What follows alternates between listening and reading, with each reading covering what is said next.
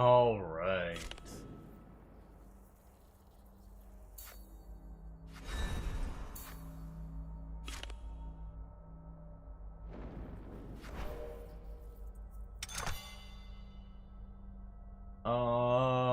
I could really use some experience.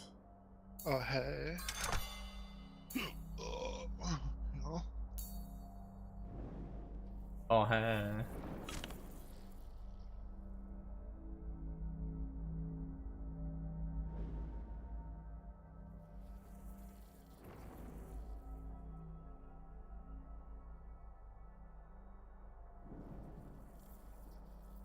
Alright, let's see here. I did a shit ton of gear grinding. You know, before we level up gear for our current characters, I kind of wanted to wait a few for people to connect before I summon, though. We'll just go through our gear.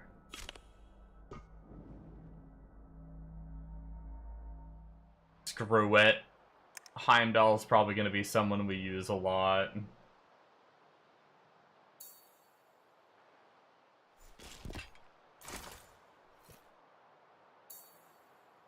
Got a Faith helmet. Crit percent.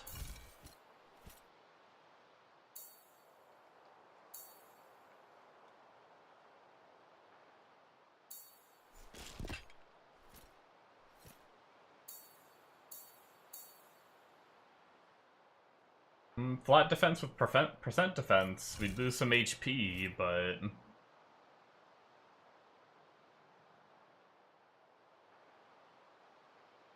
let's give it the old +8. 4.5%. We go up 57 defense. We lose some HP though.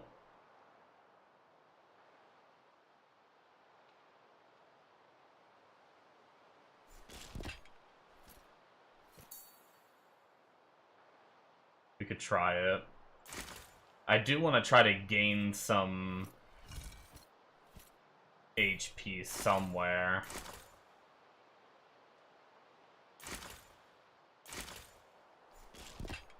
Maybe if I have a pair of boots. Welcome back, Mind.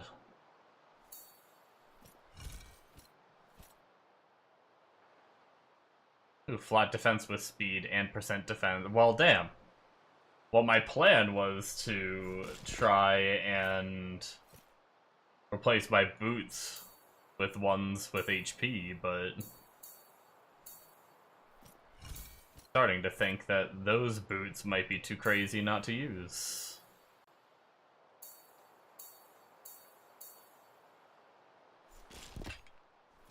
Oh, you downloaded Godforge? Nice, nice.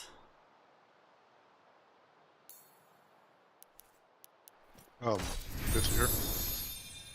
Yeah. You can farm these, I think these campaign stages are really good. So, like, just multi-battle. For XP, too, if you need some. I don't know what we get for dungeons.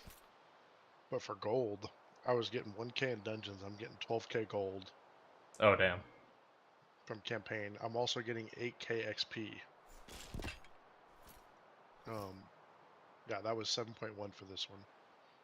I think last run was like 8k. Yeah, well, that's what I was saying to you the other night. I was like, I don't know if it's better to get a little bit more XP grinding campaign or grind dungeons where you still get some, but you're also getting gear.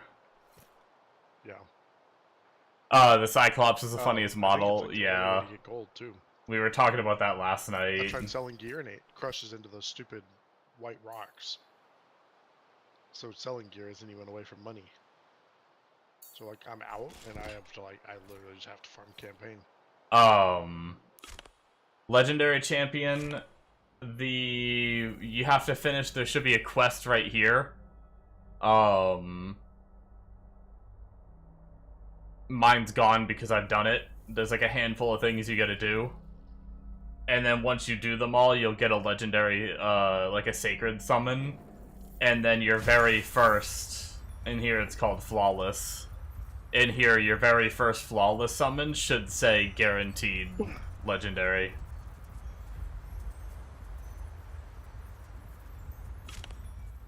So once you do these, you get that stone, and then once you summon it, it should guaranteed give you one.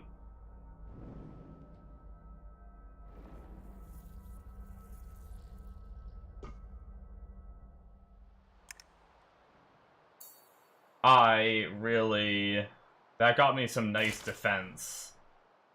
But I really need to fix my life problem.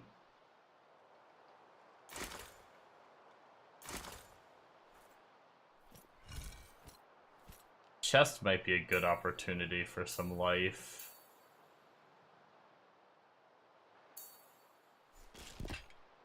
Flat HP, defense, and speed might be nice. HP percent, flat defense, and speed.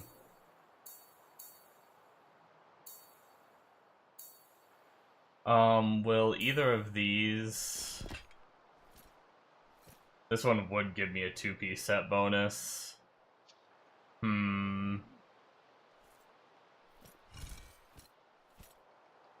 But this one wouldn't be the best HP that I could do.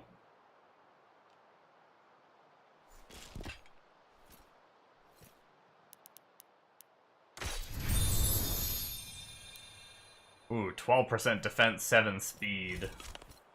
That's pretty nice. We're actually not even losing much defense by going to this, but we're gaining 1500 health. That's probably going to be the way to go.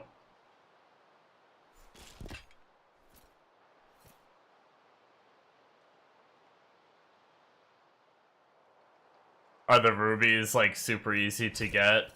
I mean, I've gotten a handful from a lot of, like, the beginner stuff, but I don't really know, like... Once you finish all, like, the beginner stuff, I don't really know how it is, like, farming them. These betas haven't lasted long enough where I've, like, gone through every single bit of my rubies and then, like, trying to farm them. Typically, these betas only go on for, like, 2 weeks, so...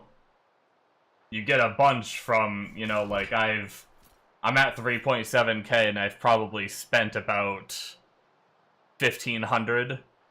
And that brought me down below 3k-ish, and now I'm back up to 3,700 again, so I've gotten a decent bit, but a lot of that's been from doing, like, first-time starter stuff and stuff like that, so I'm not really sure when, like, it comes to getting really far in the game, when you're not getting as many, like, random burst rewards and stuff from, like, pushing campaign rapidly and things like that. I'm not sure how the ruby farming would be.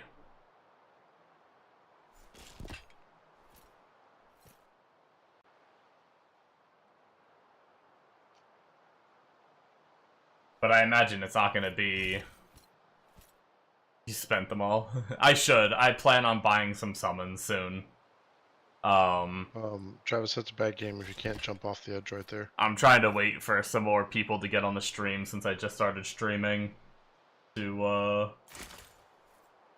before I pop off on some summons.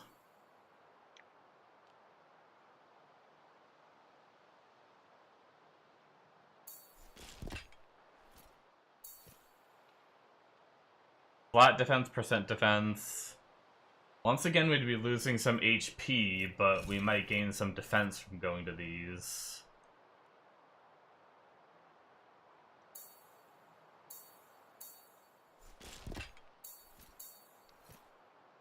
We keep getting decent defense pieces, but we also need some life, man. What do we get for pants? Oh, we got some legend. Man, I keep getting legendary pants. I have no legendary gear other than a bunch of pants. Ooh, attack percent with crit damage, crit percent. Nice. With some faith. Not bad.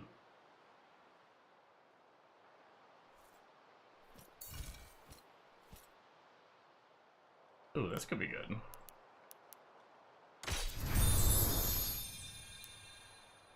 Oh, that's not too shabby.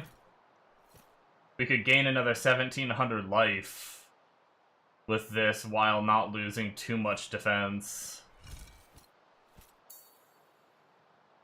Maybe we'll pop those on, and then that will put our life up a little higher. You have a problem? What's your problem?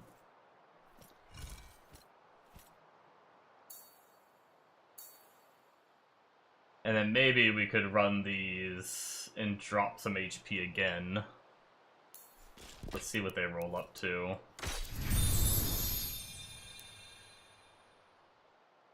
(9.5% defense, that's pretty good. Another 82. So we got our defense back before losing some of the life that we put on. 1,500 defense, 11.6k life. So Heimdall got a little stronger. Oh, I mean... yeah, that's gonna happen. There's no cash shop either yet. Can't buy anymore.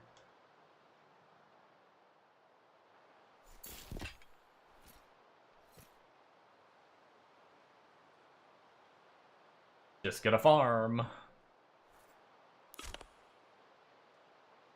Yeah. Hey. Excuse me? Hey. Hey. Let's see here.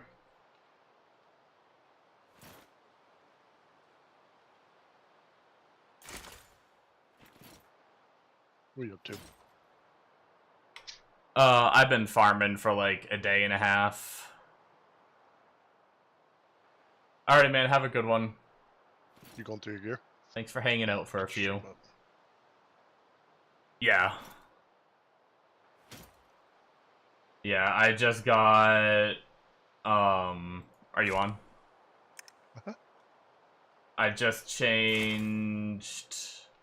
I think this is the helmet I had. I think these are the shoulders I had before. I need to take another peek at those. But I just got this chest for more life. Mm-hmm. And it also has 12% defense, which is kind of nice, and 7 speed. Yep, very nice. I got these gloves, which flat defense, percent defense, with a little bit of faith. Is flat defense or percent better for you right now? I think percent is better, but I don't really have any better gloves. No, I mean that's fine. I was just wondering. I'm trying to figure out when that transition is. I literally don't even have a single pair of character. percent defense gloves. Main stat. There may not be a thing. So he's Out for a little bit, or I did, or something. yeah, that was weird. That might have been my internet. Can you hear me now? Uh-huh. You're good. Okay, Your weird. stream's back and everything. Yeah, my I disconnected from my YouTube chat, but my OBS doesn't say I dropped any frames for like my Twitch stream. Yeah. But like my Discord went red ping, I dropped YouTube chat. It was weird. I wonder if my Twitch stream got messed up too. But I was saying these pants are pretty good that I got. Mm-hmm. Yeah. Flat life, percent defense, crit damage. And then these boots weren't bad either. Tiny bit of speed, defense, crit damage. Mm-hmm. Nothing too crazy, but it's what I got.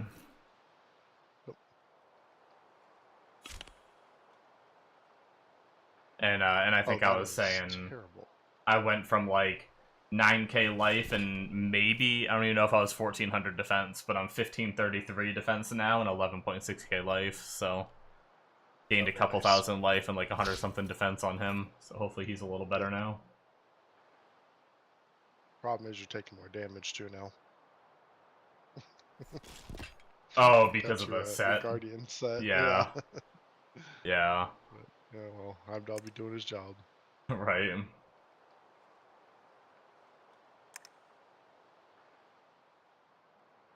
I was gonna do some summoning soon. I was just trying to wait to see if Oh yeah. I get like more people on stream or something. Figure not do it the second I go live.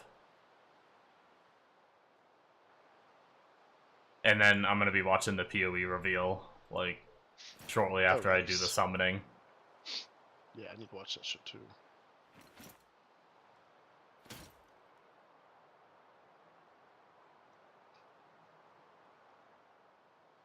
You on my stream?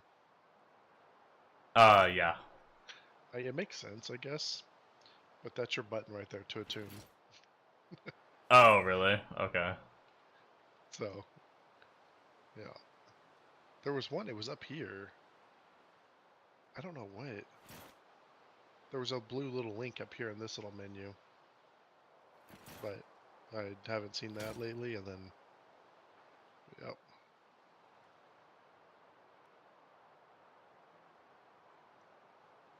Yeah, that attuning is gonna be pretty huge. I mean, 9% defense on that one, some it's accuracy, res, defense. Problem is, I haven't been really, like, worrying about it. Like, I just attune for my challenge thing. Yeah. It was good. But it's like, you can have really good. I mean, like that. Like 9% attack. Just free. 4 speed for free. 6 accuracy. 9 accuracy.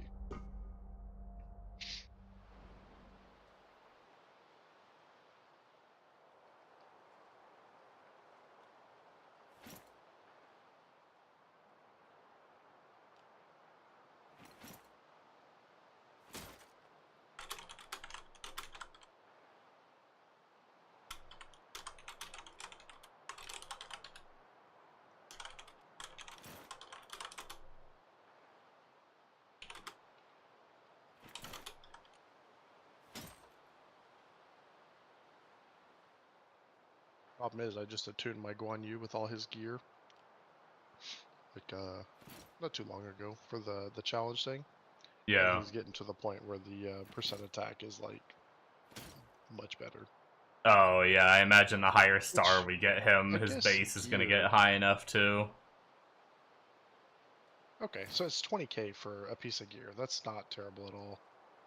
Problem is, it's the weapons are 200k to attune. Oh, hey, Bumbo. Also, I don't even know what you get for attuning. It just says 2%. Does that give stats? I wonder if I should message Amonos, too, so he can watch. He might be busy working. He's offline on Discord, so I won't bother him on there. My fucking Shishi. Okay, first of all, he's glowy as shit. What the hell is your Shishi doing? He's going Super Saiyan. Look at his numbers. So it's like, really, this piece is like 10 speed. And he gets 13 because of his, like... Oh, you have him, like, boosted? Yeah, the Ascension thing. That shit's crazy. The crazy thing is that number's way higher for the gear multiplier on legendaries. Have you seen that? Really? No. Yeah. Look at this. Yeah. Oh my god. Yeah. Is it the same wording and everything? I think so. Hold on. Go to yours. Yeah. Armor attunement, stat modifier 10%. Or, sorry, stat multiplier. Yep. Armor primary stat multiplier. Yeah. And weapon stat multiplier. God damn. Yeah. That might actually be too OP. That's pretty crazy. They reckon you keep your heroes from now on, but not progress. Is that true? From what I heard, it's a full wipe when release comes. I don't know if Mega's heard different, other than your minigame hero. No. But there's talk about whether we're keeping our account now for the next playtest when they do the PvP in dungeons. Or PvP tower and... Maybe that's what you're hearing, Bombo? Because there's two different betas that are happening, and we're not sure if we're keeping a progress between but wipe the stars and such. Yeah, they might be talking about between the betas, I'm not sure, but at least as far as I've heard with what Mega's said, when 1.0 comes, we're full wipe. I mean, I'll take a Heimdall in 1.0. I'll take an Athena, I guess.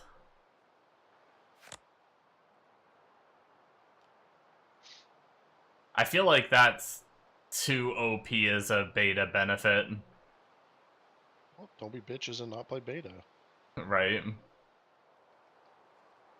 Like, I really hate that if that's a thing, because then, like, we're gonna be going into full release and just have a bunch of characters because of the summons we were given from doing, like, early campaign, and then we're gonna be able to do campaign again and get those summons again, and kind of, like, double dip on the rewards versus what anyone else is gonna have a chance to do.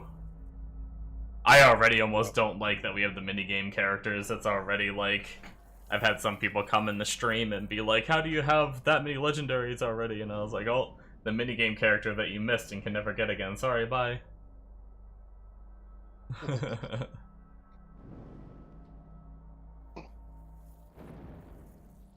Get on this one. Just treat this as minigame number 2. You might Right. keep it too. I don't know. I guess we'll see. They've gone back and forth, Bombo, on a lot of it, so maybe some of the stuff you read was older information, too? I'm not sure. Because at one point they weren't going to wipe on 1.0, and then at one point they decided, actually, we will. I guess this was supposed to technically be 1.0. Yeah, this was technically supposed to be, like... the beginning of the year, that's what they were saying. Release. You do hate rewards you can't obtain anymore, like a hero that doesn't exist. Yeah. I can see that. Like the Ninja on Raid and shit.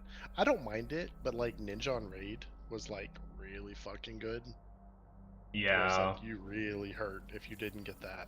It's like sometimes I do like little collector stuff, like things you... But if it's too good, that can be annoying, because then if you miss it, if you're not around for it, it does suck. But... Markov stash base. Okay, I think I'm just gonna summon now. Yeah. How many you have? But it's the most powerful in the game still, yeah. 3,700 crystals if I wanted to use rubies, if I wanted to use all of them. Oh, hell yeah. Yeah, do it.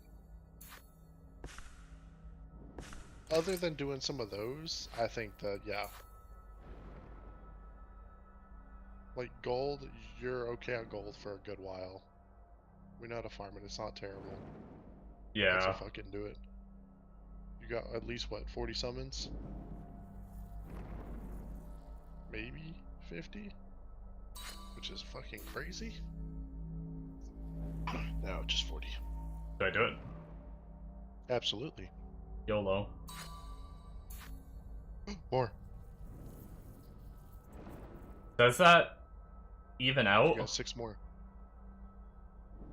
It does. 240? Is that 800 for 10?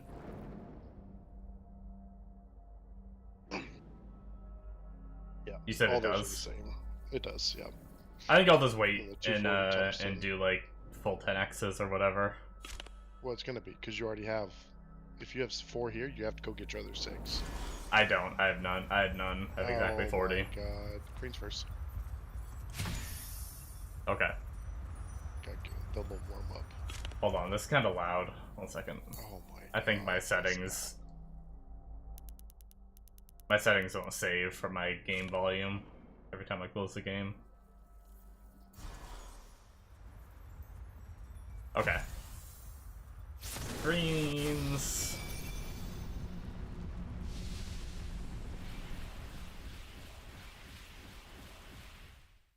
I did this earlier and got 2 blues. I needed like a couple more greens for fodder to boost something up. nice. So I did some of these.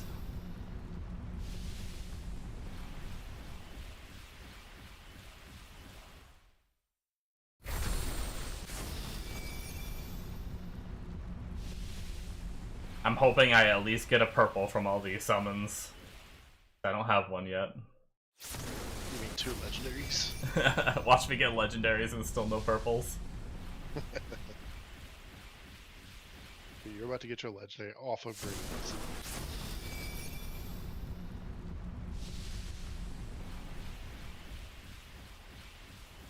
Damn, got one. Just kidding. Okay. Ready? Set. Go! Did you see that flash? Oh! Hey, I've never seen him. Oh! Oh my Oh my goodness. god! Myth, you need to chill. Hey, you got Chongi too. Hey, nice. I want to say Banshee was something good. I don't know about this dude. He looks sick though. Yeah. A cool little entry scene. Attack one enemy, 75% chance to steal 10% divinity. Damn. Attack all enemies with a 50% chance to place res down and faith down on each target for 2 turns. Not terrible.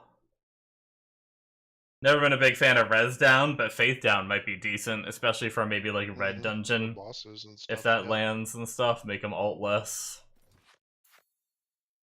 And its alt attacks one enemy, equalize the HP of all allies to the HP of the enemy. Wait, what? For attack, what?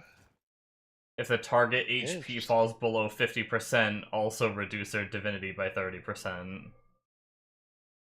Huh.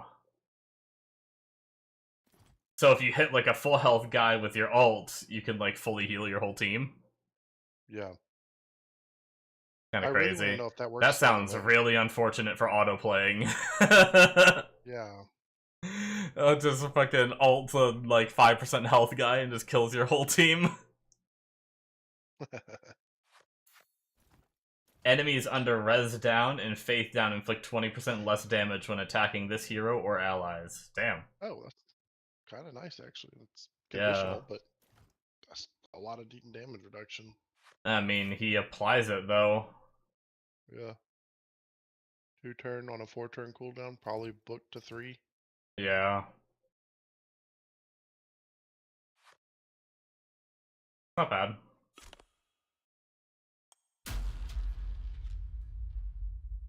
Oh my god, she has a dagger in her chest. Mega stabbed her on L2. Oh, hi, Doug. Attack one enemy with a 50% chance to place acid on the target. That's not a bad Weasel start. dagger. Attack all enemies with a 75% chance to place Aether Burn. When taking a turn, decrease the divinity of all allied heroes by 6%. Does not So it's pretty reduce much Blaze. boss divinity. It's like Blaze for divinity. Yeah. Also increase the weak hit chance. Hero Oh, attacks. actually, I didn't know that. That's interesting. Attack all enemies 2 times. The first hit has a chance to place Blaze on each target for 2 turns. The second hit has a 75% chance to increase the duration of Blaze, Acid, Aether Burn on each target by 1 turn. Damn. So Blaze and then has a second hit has a chance to extend it. That's her alt. Inflicting damage to an enemy under Blaze, Acid, or Aether Burn has a 50% chance to inflict an additional 2% max HP. Huh. You just run her like almost like speed accuracy and just let your dots and fucking She has passive some do all the nasty work. attack scaling though. 430 for her That's true. A1. 350 for her A2. Hmm. Pretty cool.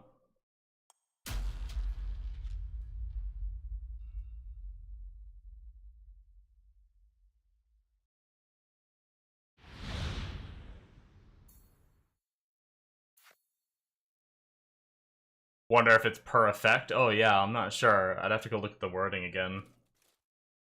What is it? The 2%, I'm thinking he's talking about the 2% max HP damage. Says if you hit a Oh, target yeah. under Blaze, Aether Burn, all that, you do an additional 2% max HP. If you have Do any all of max. those effects on, could you do even more? Nah. Nah. Attack one enemy, 125% attack 3 times. Each hit will increase the damage of the subsequent hit by 10%. If this hero is under Vanish, remove Vanish and attack 1 additional time. So a 4 attack A1 if he's under Vanish.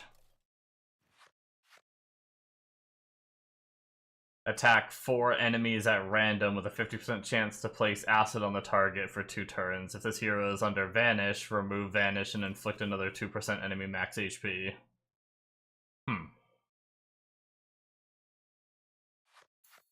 His alt places Vanish on himself for 2 turns, then attacks 1 enemy, 580% attack, and inflict increased damage by up to 60% of the target's missing HP. If the attack is a strong hit, refunds 20% of the divinity.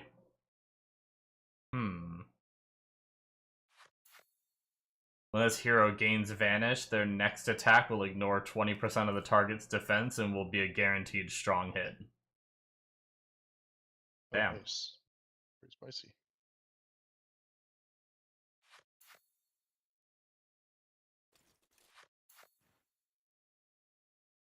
He sounds like he could be pretty good.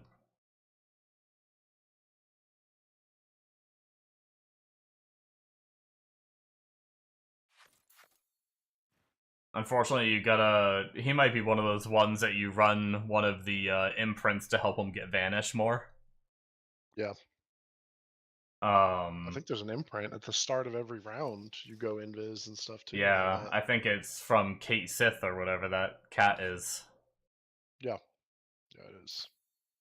Because that'd be. If you could do that, that means his first attack of each round would be Yeah. just pretty cracked. Big damage. Yep.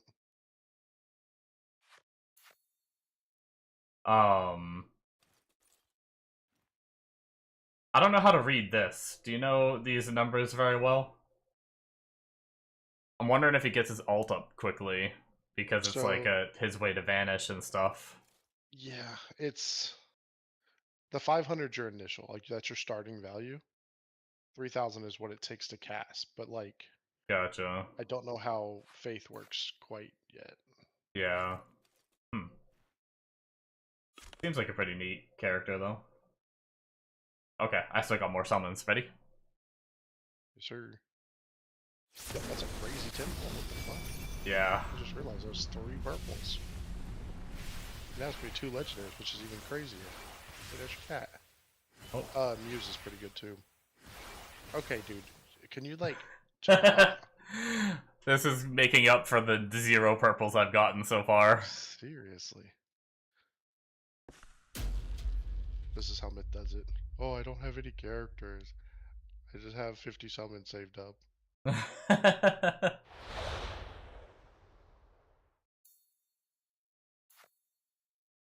Attack one enemy with a 75% chance to place 1 stack of bleed on the target.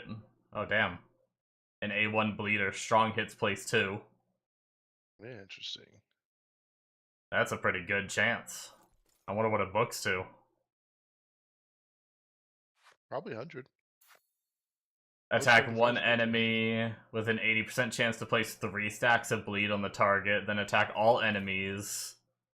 If the initial target has 10 stacks of bleed, the second hit will activate all stacks of bleed on all targets. What?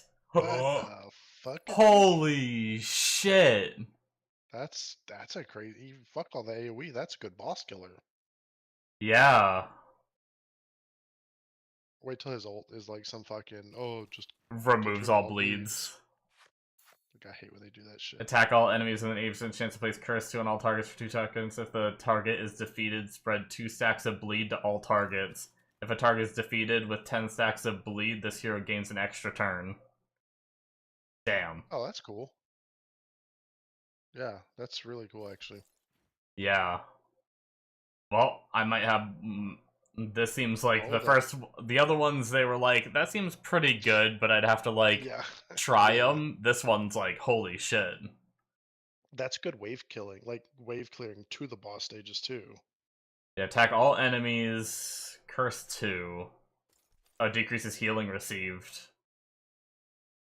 So that'd be good if I could get that also to land on, like, the, Fucking like, red. red dungeon or whatever, Yeah, and just weapon. nerf his ult Red healing. dungeon. Assuming it lines up. It only lasts 2 turns and it's on an ult. Yeah.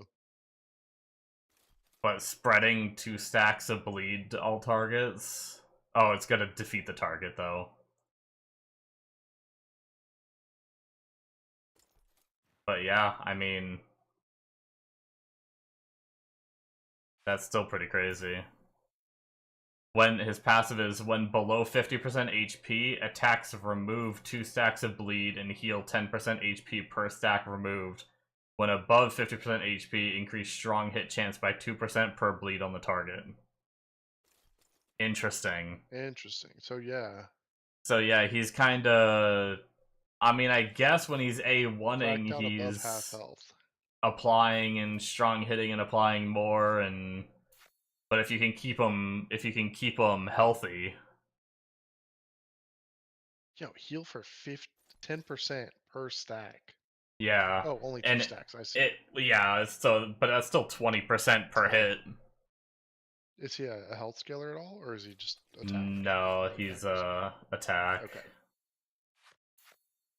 Yeah, I But like hell, it. I mean, kind of like what Bombo just said. At that point, just make him like a Giga Tank bleed applier, Right. Mm-hmm. just full health and accuracy. Yep. Yeah, he seems pretty crazy. Yeah, he seems pretty crazy. Yeah, he seems pretty crazy. What's Osiris do these days? Anything good? Same shit. Does more damage above half health, reduced damage below half health, and I think he's all single target after that. Pretty good percent health scaling. Those are the ones I see Yeah, are like 5%, and it does 10%. yeah, and that's drain too, so Oh, it's drain as 20% more well. damage and Yeah. 20% healing. And then I think his second hit heals him as well. So Yeah. good for single target, but Yeah, meh. just one target with all of his stuff. Yeah. Meh. He is a very good, annoying chonky boy to deal with though, Yeah. with that healing and being a health scaler. Okay, 10 more. 20 more. Well, yeah, but I'm just doing another If one. you get another purple, I'm done. That's what I'm talking about. Cyclops. Okay. Okay. I'll take a dupe Cyclops.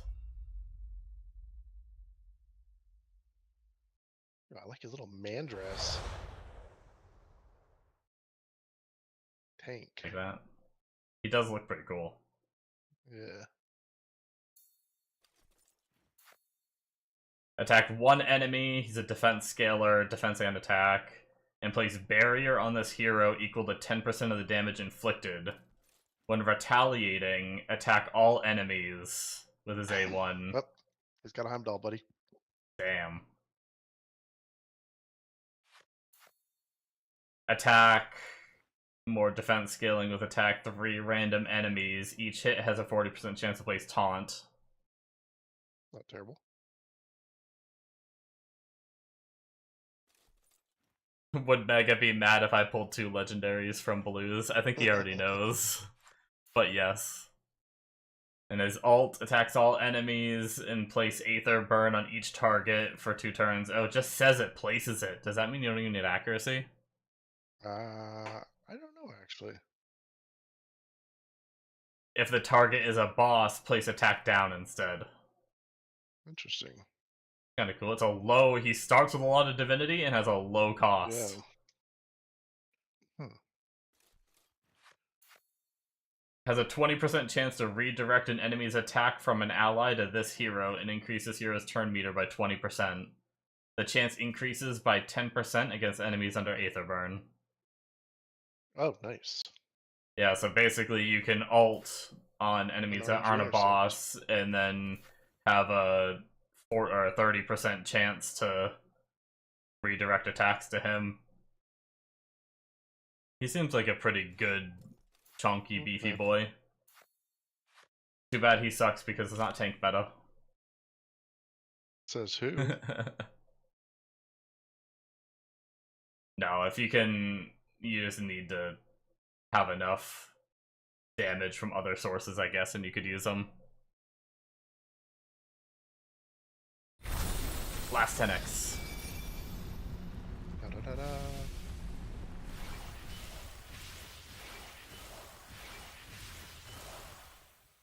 What? Dupe. A dupe! Get fucked. Boring. Do I have summons? Shit game. It's my turn. My turn to snipe a legendary. I have 5 greens. You're actually summoning them too. Oh shit. Just... Yo, do your monthly one and finish that shit. Have you seen that? No, what is it? Oh my god. Just about done. Literally one more summon.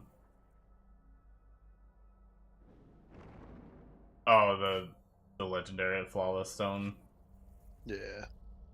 Too bad we have 10 days left. I don't even know if that's possible. Yeah, you'd have to pull, like, I think it was a legendary weapon. And then it's pretty doable. Oh yeah, you imprint your 3 weapons. And then your bosses, your summons. That'll put you at 5 out of 6. And then enhance Gotcha. 15 fucking pieces of armor to 16. God damn. Legs. Or acquire a legendary weapon. I could do my weapon summons. I might have some. Yeah. I got 500 I need to do. How do you even do that? Yeah. Forge. I have 700. Oh, nice. Yeah, go for it. You can stream mine afterwards. Oh my goodness. Sea Spear. HP speed. That's a good that combo right there too. When this hero revives an ally, this weapon has a 40% chance to reset the core ability cooldown on the target. A Oh, like the reviver. dead guy? Interesting. I like that. Yeah, so a reviver character weapon with HP and speed. That's actually pretty good Yeah. stats for a character that would Too bad be a revivers supporting don't reviver. exist. I've seen a reviver. Nope, they don't exist.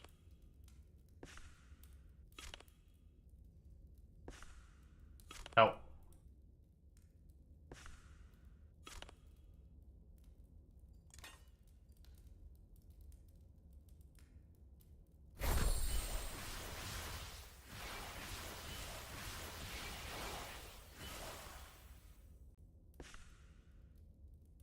Oh, this is another heal one with attack and crit damage. Nice. Very nice. Is that percent attack or flat? Percent. Very nice, yeah. When this hero receives a critical hit, increase their res by 5%, stacking up to 1 time. I imagine you upgrade it for more stacks. Yep. Kind of shitty substats, though.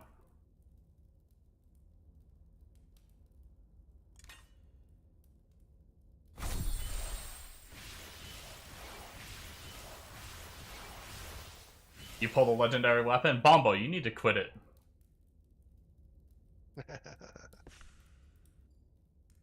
Turn meter reductions are 15% less effective on this hero. Oh, interesting. Maybe like a PvP weapon or something. Mm-hmm. I think I have Grail. Yeah, the outgoing healing one. But I got HP percent one. Good for you, fucking... Your tits. Whatever her name What about is. my You tits? sold. Kidding. Great Axe. Percent Those HP shields accuracy. Pretty decent too. Decrease the damage received by 15% when this hero is under Stalwart. Oh, nice. I was saying those shields too. You got they're 5%, and I think every dupe is 5, 7, 9, 12, whatever. as you upgrade it too. Oh, damage received, yeah. That's what I got on my Heimdall. I have Nice. that, and then I have the reduce AoE damage from this bonus shit.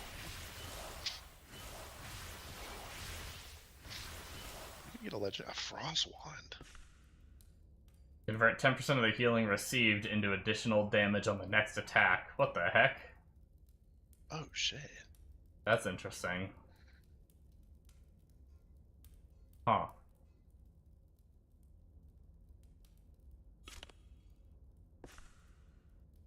Increases hero's divinity by 50 when placing freeze.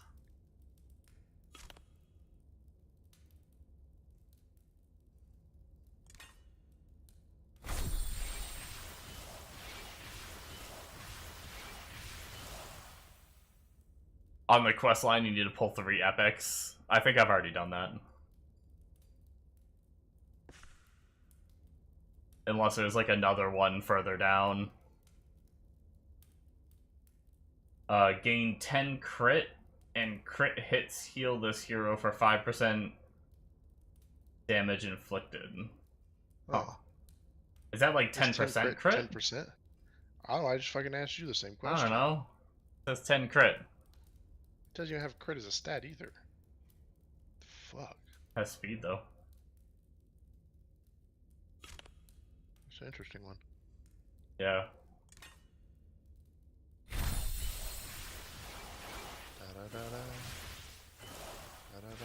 Oh my god. Holy hot diggity dog. Where's all the frickin' legendaries though? They're waiting That's for the me. one we already saw.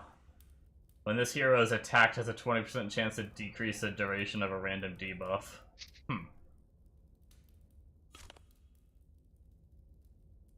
In my bag. Screw you, Bombo.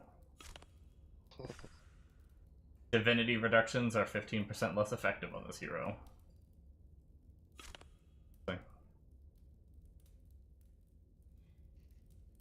My turn. Ready? Yeah.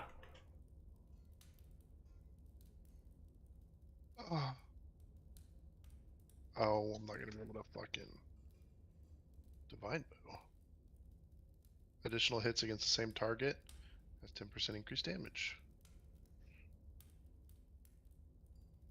If you mouse over it until it like glows and stays glowing, if you keep wiggling until it stays, you can get back. What? Oh, hey. Nice. Heal this hero for 5% HP when placing a buff on an ally. Ooh, that could be good. That's a Heimdall weapon. I feel like my Heimdall's always just 2 HP, like ready to die.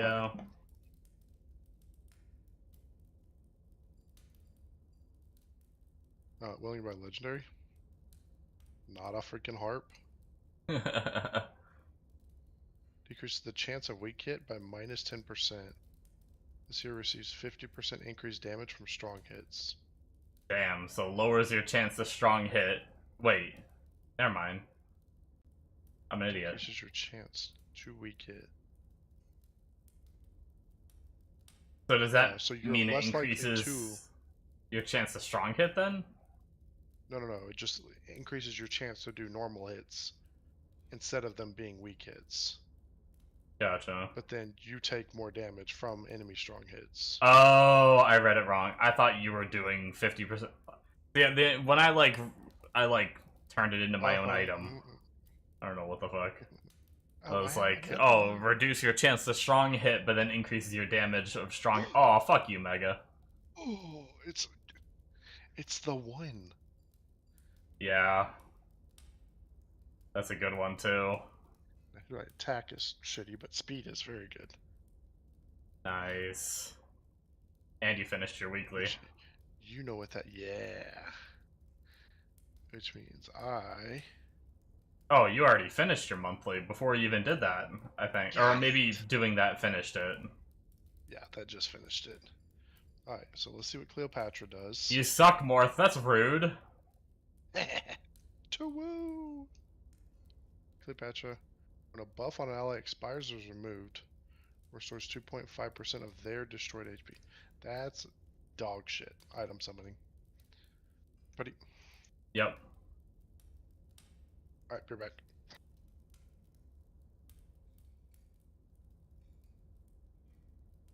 Oops. That's not a legendary. No. Got some side boob, though. boob. Glad we're on the same page. 50% chance to charm for 2 turns.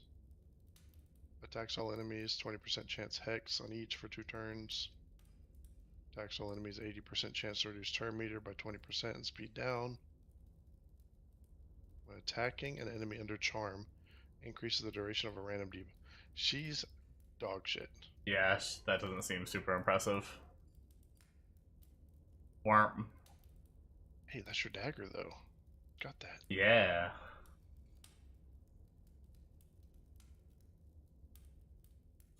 Hmm.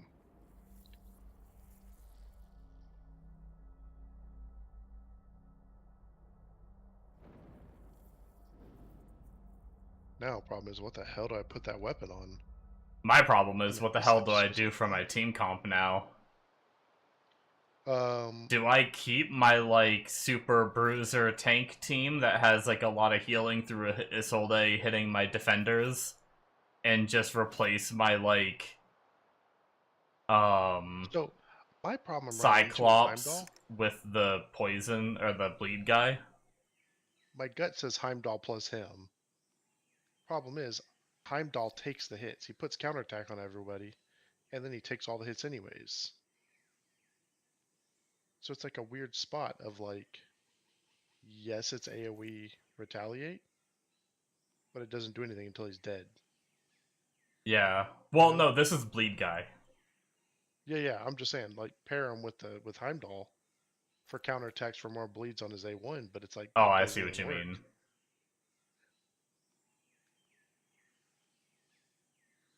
I thought you were trying to talk about this guy that does shit on retaliating. Oh no.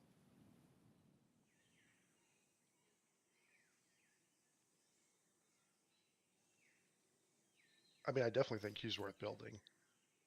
I definitely think so too.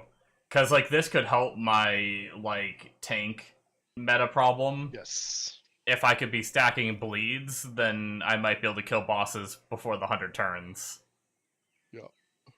by bleeding them. I'm not sure if it would be enough, but I mean, it's 1% health. Once you get to 10 stacks, even if he dies, fuck it. They're losing yeah. 10% of their health a turn. Well, no, that's wrong. Because I think they're 75% reduced damage, but still.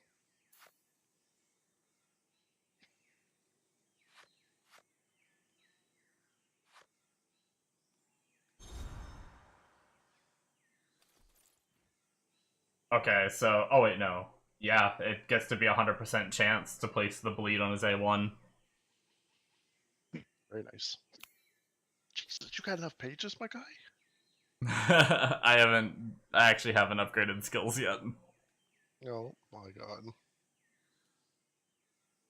-1 cooldown, and so yeah, his A2 becomes a 4-turn cooldown with a 100% chance to place the 3 stacks of bleed.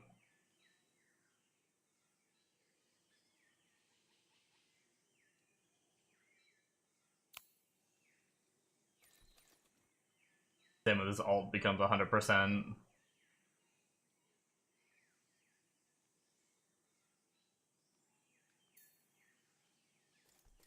Oh, 5% increased healing for level 1 and 2.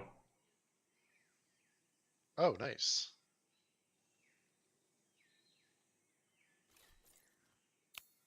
I'm assuming that's 5% like on that number too, and not like Yeah, the whole, yeah, I don't know if that brings it to not to like 30% to 20%. like 40% for 2 stacks.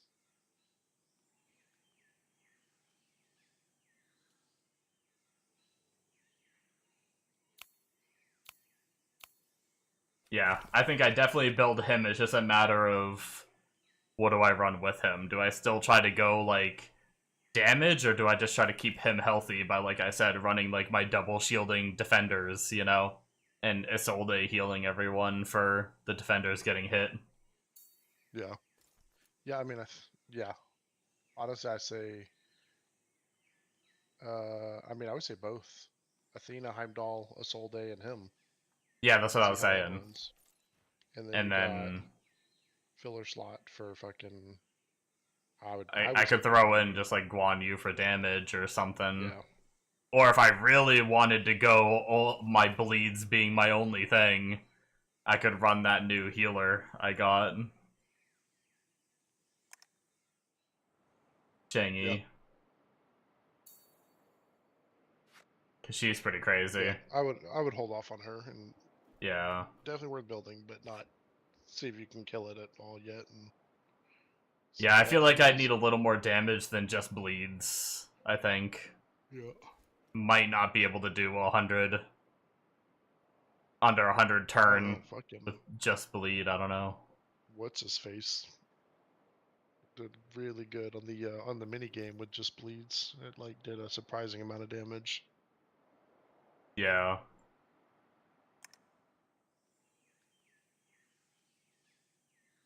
Well, guess I need to grind campaign for some XP because I don't think I have much. 700k. I am up a bit from what I was before. I think some of my characters started hitting 40, so I started getting a lot of extra. Mm-hmm.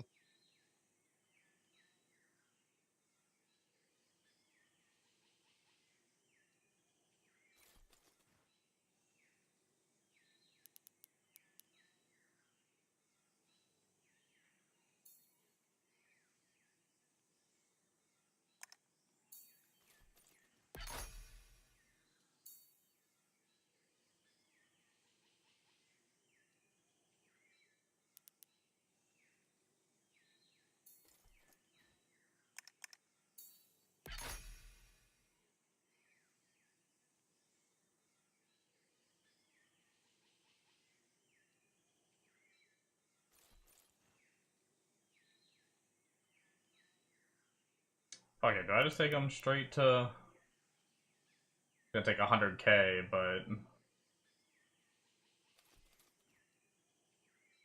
I think I have enough to do it. Just take them straight to 4-star.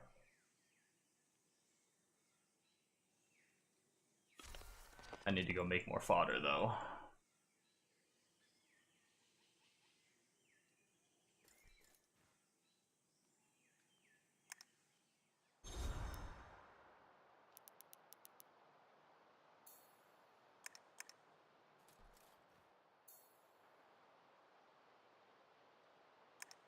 The fuck, my enhance button's gone now on my gear or on the weapon.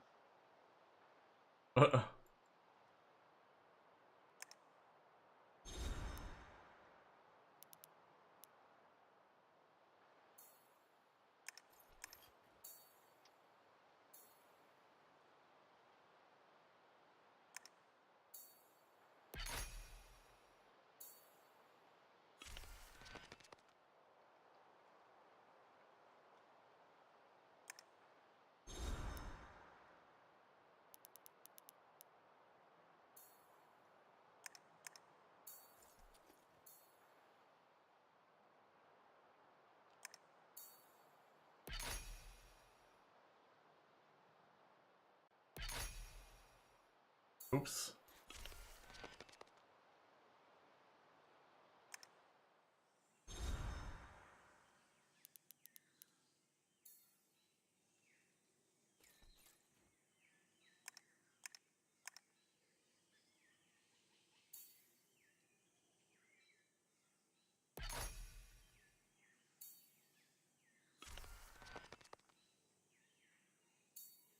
Alright.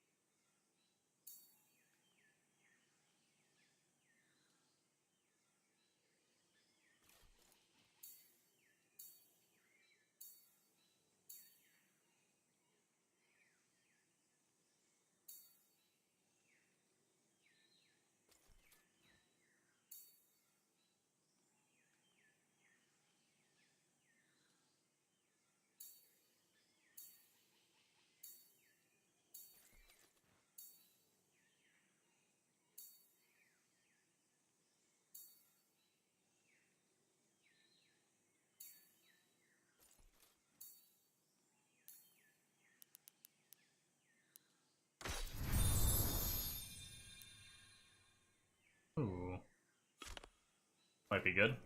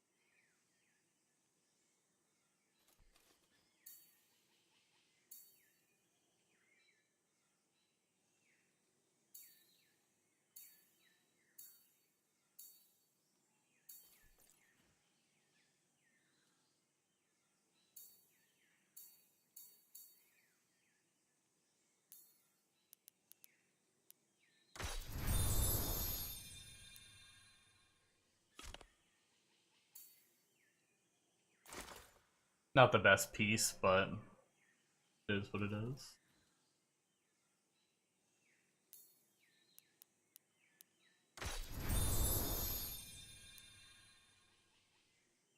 Hmm.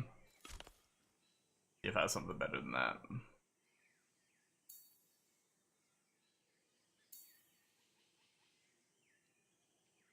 Oh, that's right. There's accuracy-based gloves.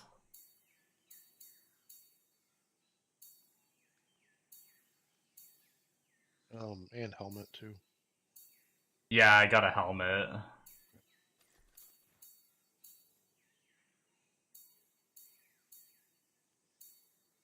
Hmm.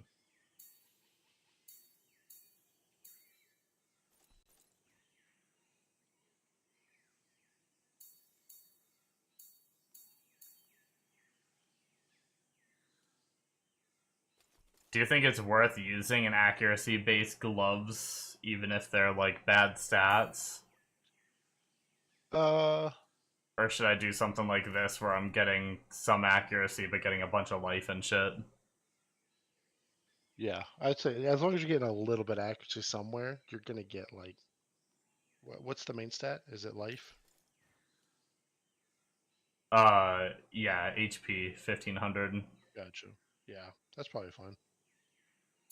You're still gonna have to have him survive. Oh, Yeah. He's up to 9k HP with 66 accuracy at the moment. oh, nice.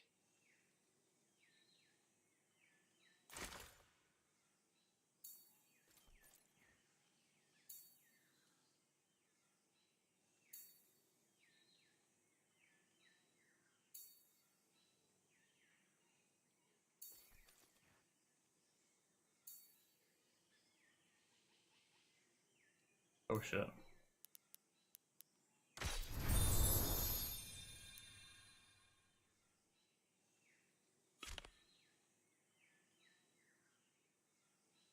Problem.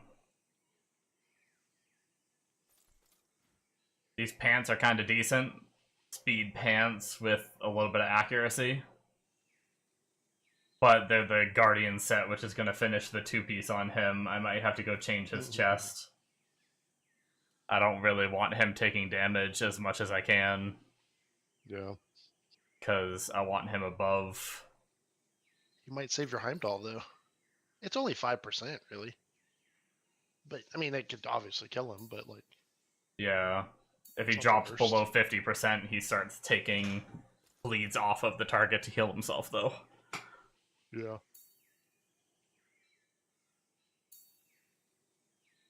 I wonder what comes first, the passive... Whoa, whoa, whoa. the passive removing bleeds or the applying bleed from the hit. I wonder if he like removes the bleeds, heals, and then will reapply some from attacking. Say that again? I was saying I wonder what comes first when he's... You know how his passive is if he's below 50%, he'll remove 2 bleeds on a hit and heal? Oh, yeah. Does that come first and then he hits and applies more bleeds? Or does it come after the hit? So if they're I at don't know. like 10, it doesn't do anything. Yeah, I don't know. We can mess around with it. If he's taking too much damage from this redirecting, then...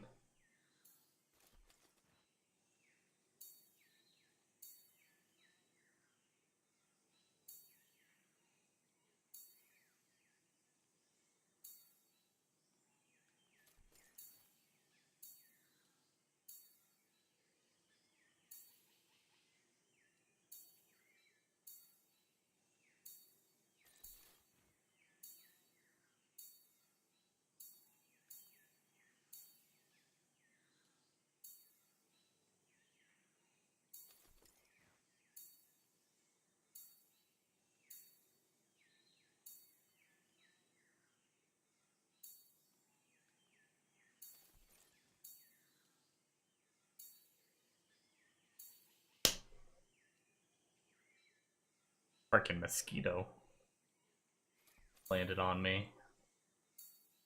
I killed the little bitch, I think.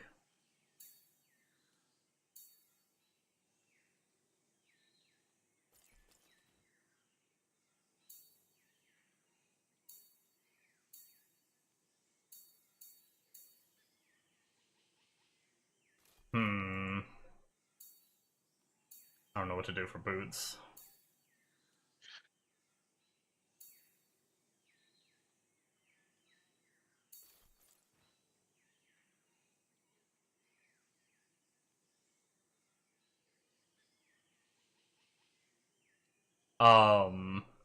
We don't want to intercept.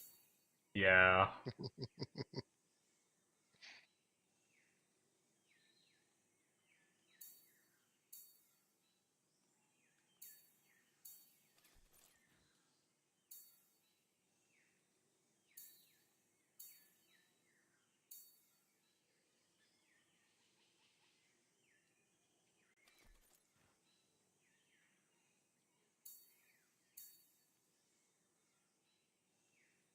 Thought I had a para.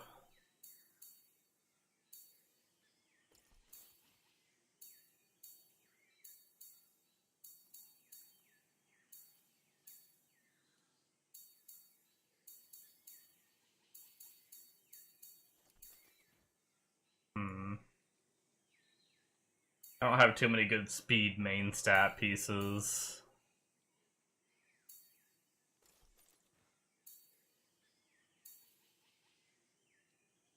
What are your thoughts on this one? Like... Yeah. Oh wait, not this one. Oh wait, where was it?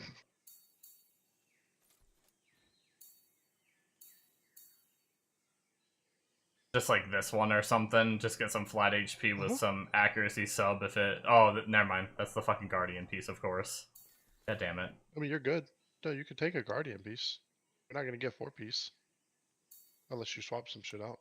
Oh, that's right. It's gotta be 4. I was thinking it was 3 after 2. I got you, yeah. Okay.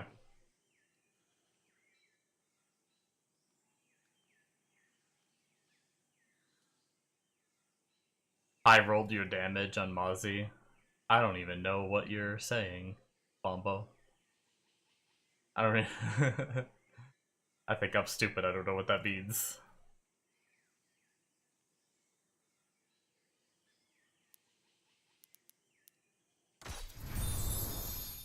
Oh, I see. Yes. That's 8 more accuracy, 1500 life. That puts him at 10.5k life at level 30. With 79 accuracy and 115 speed.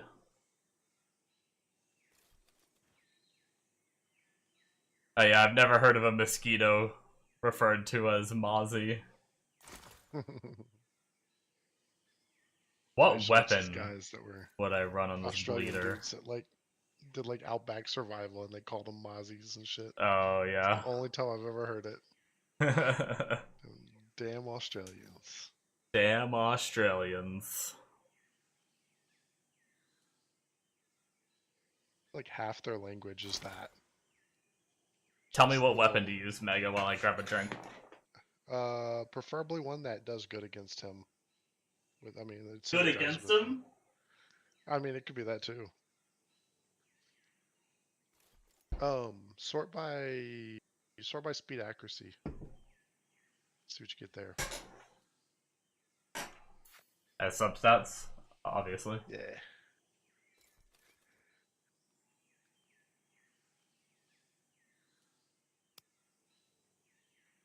Yes, sir. You can confirm that shit too. It'll close this. We can see stat changes. That's a good one. The effect is ass. Yeah. Okay, next. Oh. Oh, never mind. Doesn't matter for bleeds.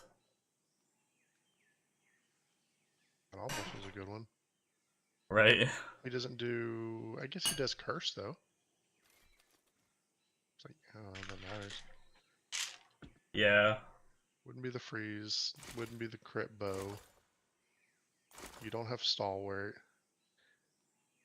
Fuck divinity steal bullshit. I don't even think the guy does that really. You should give him the resing staff. Defeating an enemy, well, he doesn't really defeat enemies. Wait, what was the other one? What? What was the other defeat an enemy? The blue one. Oh, 10 divinity versus Charmander. Yeah. Okay. Yeah.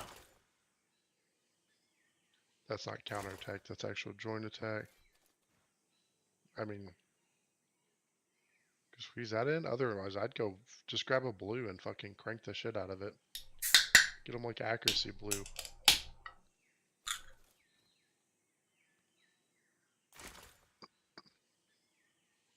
Those aren't terrible either. Ooh. There you go. Yeah.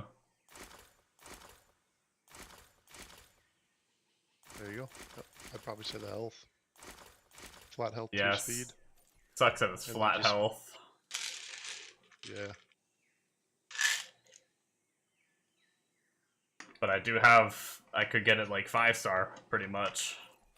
Yeah.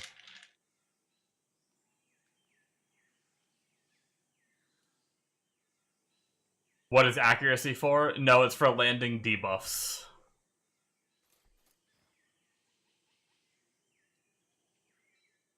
So, even if a skill says it has a 100% chance to bleed, that just means when the attack goes off, it's 100% chance to try and land the bleed. But if the enemy has enough resistance versus your accuracy, you could still not land the bleed.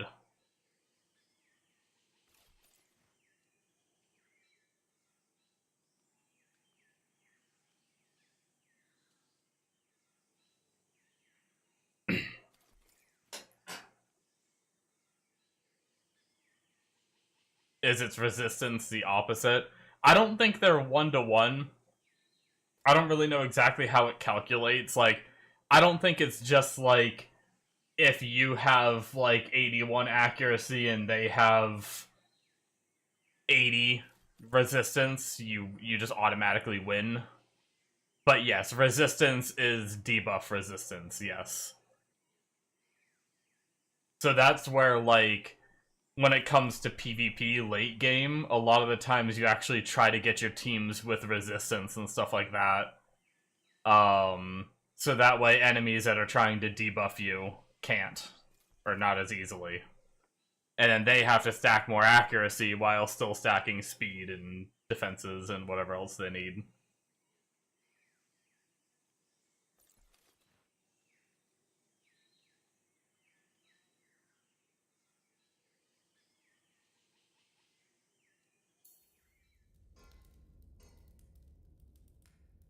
How do I, Yes.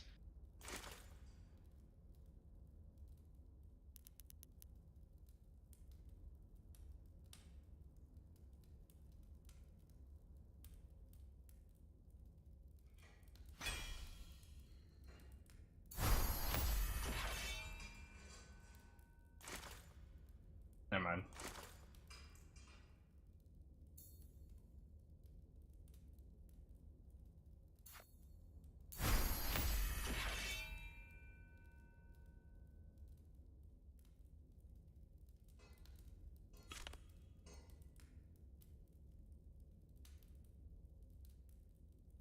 Well, he's looking pretty good so far. Up to 81 accuracy on him.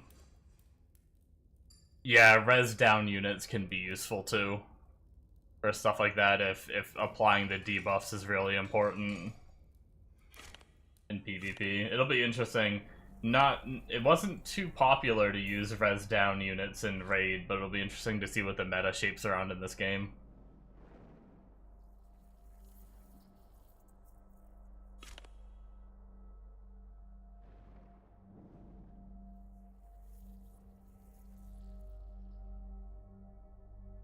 Yeah. Yeah, in order to land the res down, you would need to have enough accuracy. You can get, like, later on, you can get some pretty cracked accuracy pieces and stuff like that, though. Like, you can get... if that character was literally just there for that, you could get him to some, like, cracked accuracy numbers.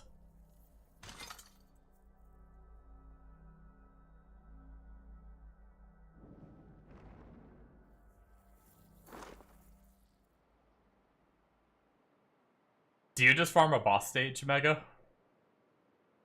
When you farm campaign? You're muted, by the way. For gold, yes. I don't know if that's better for XP though.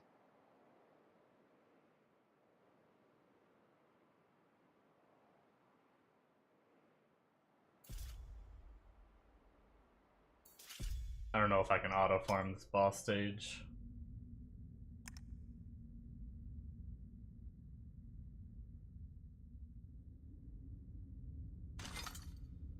Alright, probably gonna get something auto farming, and then we might change over and watch the PoE2 reveal.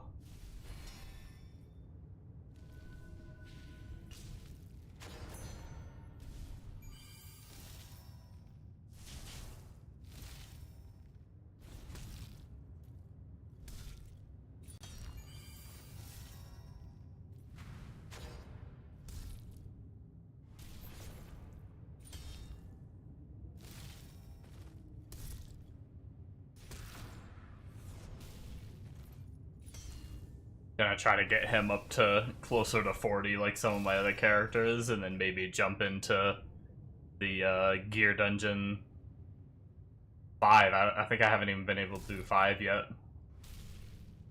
Because of lack of damage on the boss, but maybe with Bleed Boy.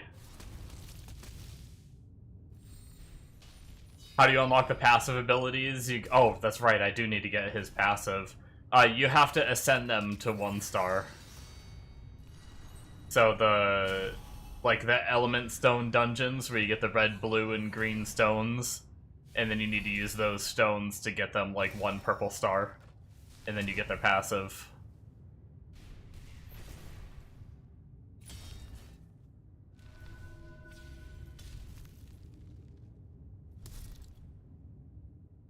Color is he? Oh, he's red. I did a lot of red farming, and I didn't use all my little ones. I don't know if he takes little ones right away, actually. I might be able to get his. Can see why blue units are strong early, less shit needed. Yeah. The legendaries can be pretty damn strong, though.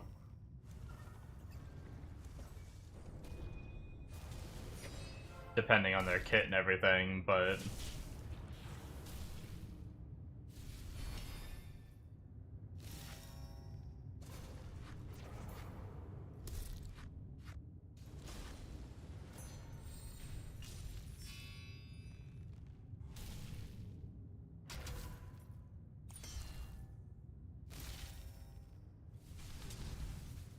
Well, that's not a good start. My bleed boy hasn't landed a single bleed on this boss. What's his accuracy at? 88. Oh, that should be fine. It might also just be I haven't booked him yet. So he's Yeah. Oh, that's true. 75 to 80% chance to land his stuff when he hits too.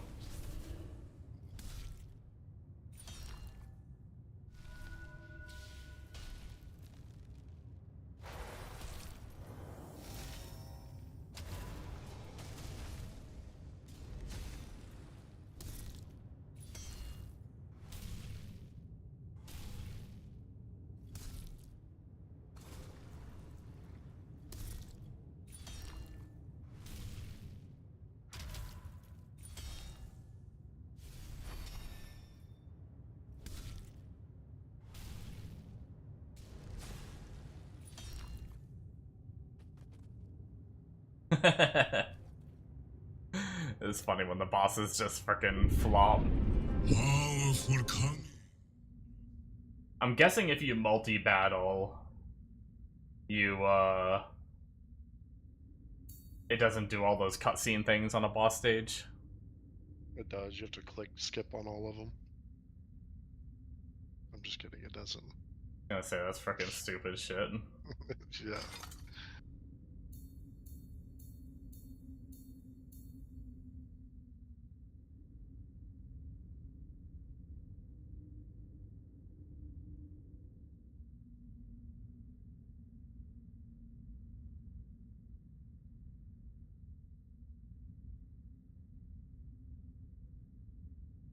This fucking fodder leveling is so much goddamn better than Raid. Yeah. And we're getting away eventually, in not in this beta or the next one, but on 1.0, to do like multiples at the same time. Yeah, that'll be cool, however that works. Because like I'm having to go through and just level like 30 little 3 stars. I'm at a 2 star, so fuck.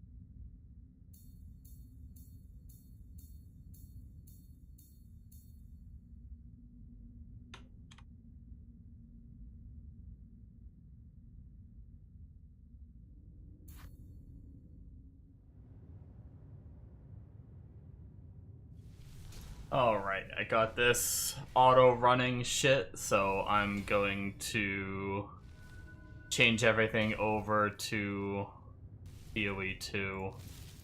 Watch the reveal. Flip your Hash. Discord stream over too. I need to watch Yeah, that. I will.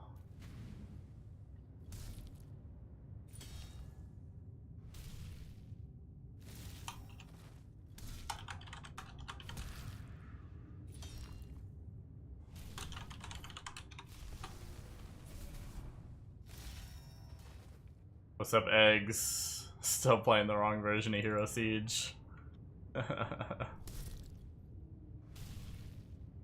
Agreed. I'm just getting things set up real fast before we start.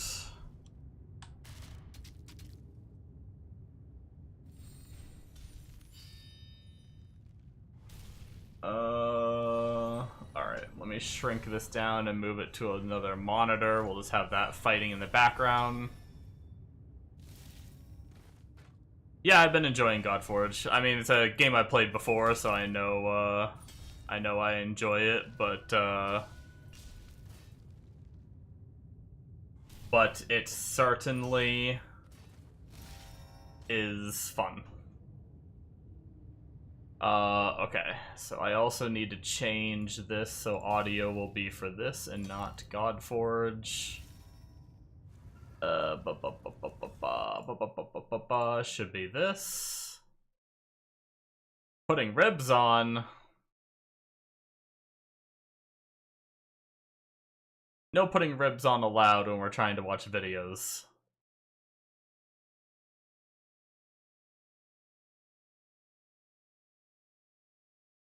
So this should be working, Game right? Director on Path of Exile 2, and welcome to GGG Live. We have a huge amount of stuff to share today, so it's going to be a good one. Okay, I think that's good.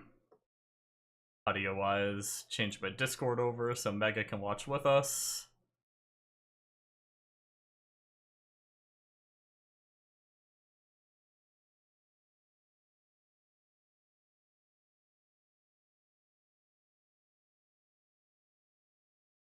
All right.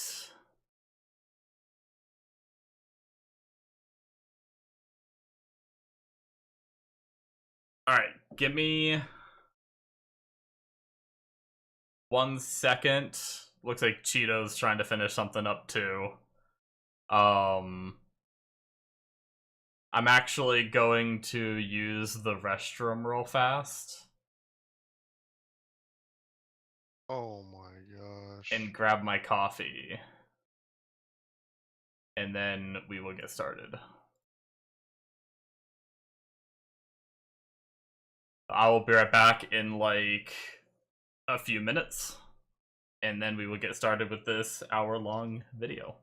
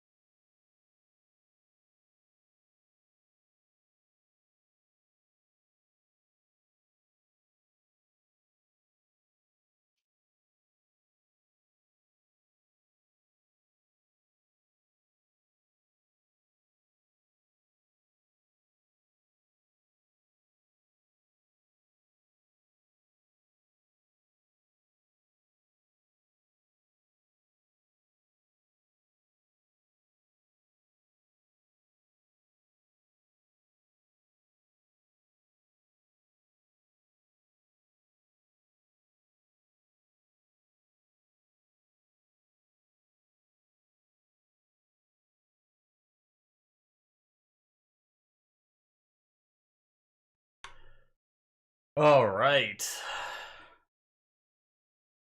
Are we ready for some PoE2 reveal? Hold on, let me mute my Godforge for myself, because I don't want to hear that shit smashing in the background.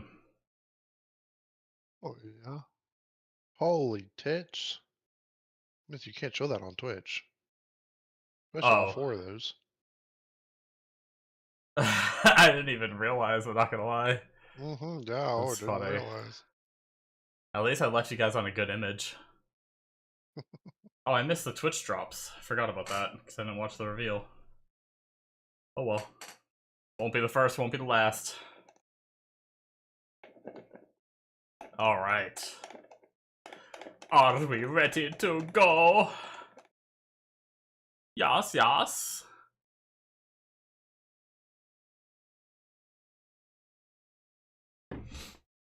Let's do it. Twitch drops are enabled on today's livestream, so you'll be able to claim the Red Queen's font hideout decoration by following the instructions below. Oh, it's just a hideout decoration. So with I that don't out of the decorate way, my time hideout. to roll the trailer for Path of Exile 2, Return of the Ancients. Whoa. Those in darkness once lay dormant, now return.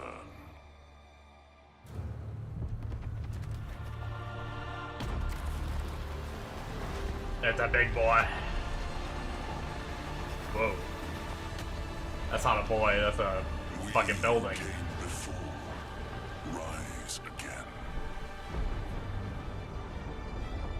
Behold, the first edict. Oh boy.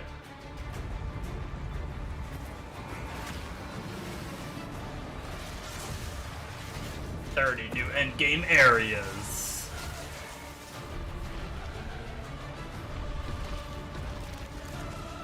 New Arbiter Pinnacle boss. Oh.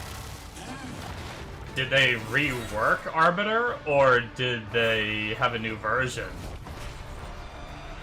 Ritual reworked? Oh shit.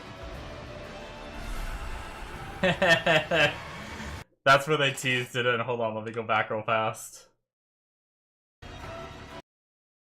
Foretold bounty, mage blood. I heard they like teased it just for like a second, but they wouldn't tell you like what the mage blood does.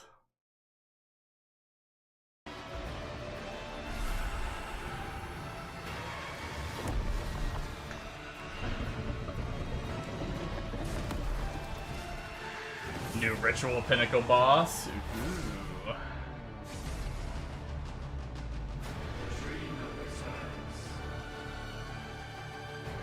Oh, sick. We're getting, that's fucking awesome.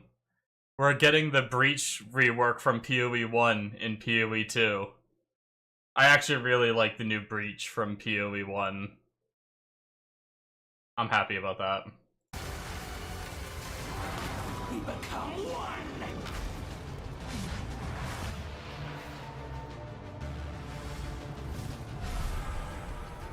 Delirium rework. Completely alone.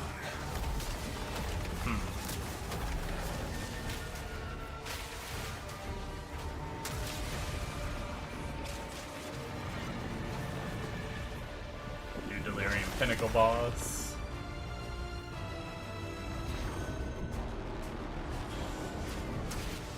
Runes of Elder.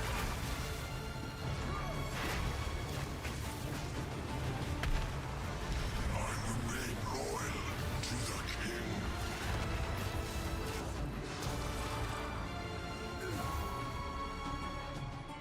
I did see a teaser about this exploring the ocean. I saw a little short about it. Hunt like it's your last. Continue the search. See Oh. what you can find. Atlas classes. What does that mean?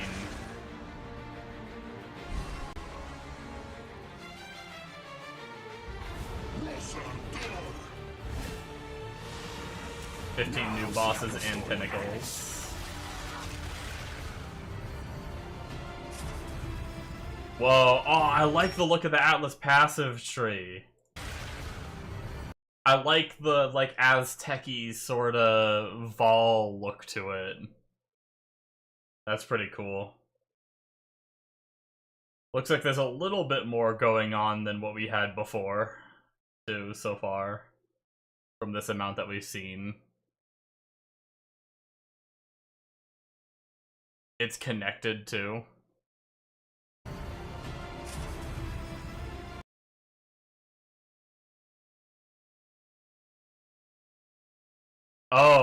Oh, yeah, it does look like there's more down below, huh?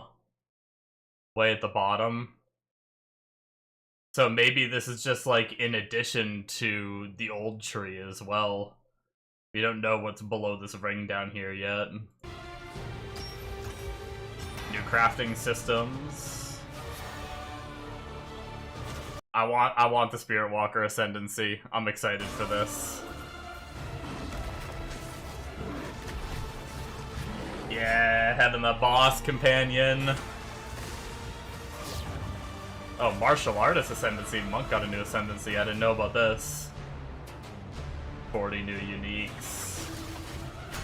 Oh, they teased the face breakers there. Nice. I have seen the face breakers. To face us is to face oblivion.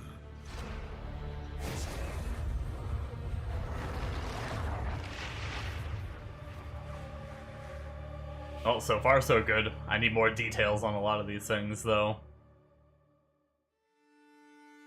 So as you can see, Give me the one there's with just so much nothing going for on alt in terms of the leveling, entrance, it's please. hard Yeah, for even right. us to keep track of it all. Now, we promised that this one was going to revamp the in-game, and I'm very excited to talk about it. But first, we've got to talk about the League. So to do that, I'm going to hand things over to Mark. Hi, I'm Mark Roberts, Game Director on Path of Exile. Hi, Mark Roberts. Now, for those of you who are new to Path of Exile, each time we release an update, we also release a new league. Not only do we have a new economy, but we also introduce new content through the campaign, which gives you a fresh play experience right from the start of the game, as well as new mechanics, Okay. storylines, and in-game They bosses. did say, like, new quests. In the Runes of Eldur League, you will encounter a man being attacked by the undead in Clearfell. After saving him, he introduces himself as Pharaoh, a young blacksmith trying to bring back the ancient art of Ezomite runesmithing. He has been collating his discoveries in a tome and is keen to show you how runesmithing works. Is this going to be a crafting league By mechanic? inscribing symbols on these ancient Ezomite remnants, you can create all manner of old magics. Unfortunately, on doing so, the corpses of the nearby undead are revived and infused with some of the latent power, making for a difficult fight. Okay. Very PoE style, reviving the enemies and After juicing defeating them these up. monsters, Pharaoh realizes that runesmithing is a dangerous business, and he is going to need the help of someone a little more martially inclined to discover these Okay, so it's not secrets. just crafting, you get, He lends like, you his tome and just asks rewards that and you note shit. down anything you discover when you return to him. In each area in the Runes of Eldur League, you will find a remnant, and as you approach it, you will notice that some symbols are already present, and some are waiting for you to fill them in. So they Depending on kept which symbols are already the... present, you will have different options for which items you can create using this magic. For example, if you combine Tempest and Lightning, you can create an Orb of Augmentation. I see. Okay, I understand. There's lightning arrow. Yeah.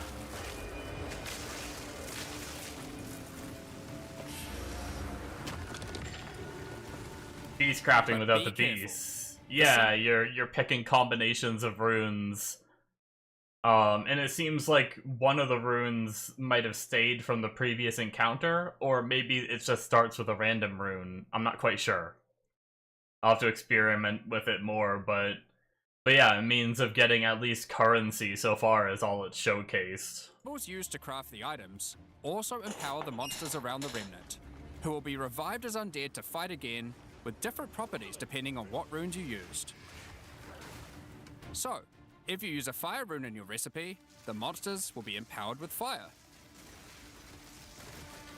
Makes Or if sense. you use a moon rune, lunar beams will rain down as you fight the monsters. No, this is just the League mechanic, so pretty much every zone you go into will have this from probably like the first zone you enter after leaving town. You'll start seeing this mechanic right at the very start.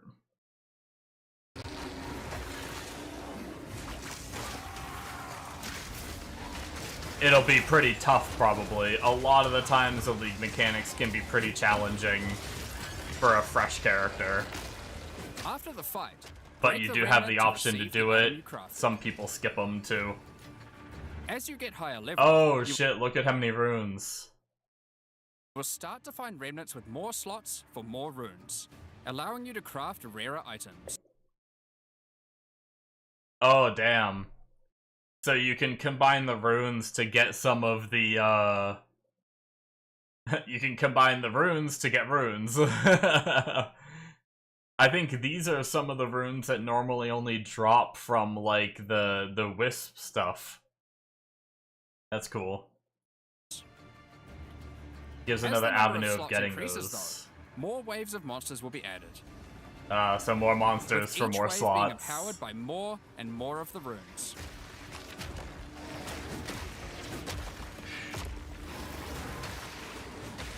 And this can get pretty dicey, because some of the runes can have powerful effects.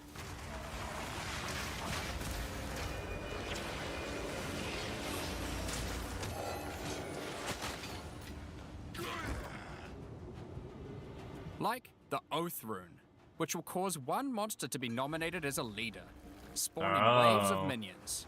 The leader itself will be invincible, but killing its minions will deal damage to it. It's Harbinger! It's Harbinger!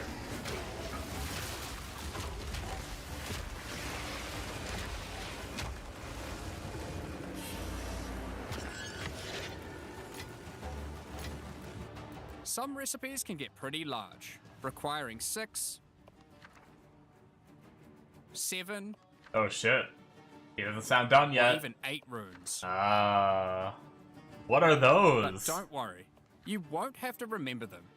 Pharaoh's runecrafting book will record Gain 2 druidic prowess when you heavy stun a rare unique enemy. all the options. Spears, 25% chance when you gain a frenzy charge, you gain an additional frenzy charge. Okay. Allowing you to simply pick which one you Bows, 50% surpassing chance to fire an additional arrow. Damn. Wait. Oh, you're limited to 1. Okay, I was gonna say, what if you stack those? What the hell? But no, you can put 1 in to help you get, like, an additional arrow. If you could get another, I think you can get another 50% from the tree and just guarantee that you shoot another arrow every shot. want to craft, given the existing runes that are already on the Two-handed maces, bombo, bombo, bombo. 10% chance for slam skills. You use yourself to cause an additional aftershock. Ooh. remnant.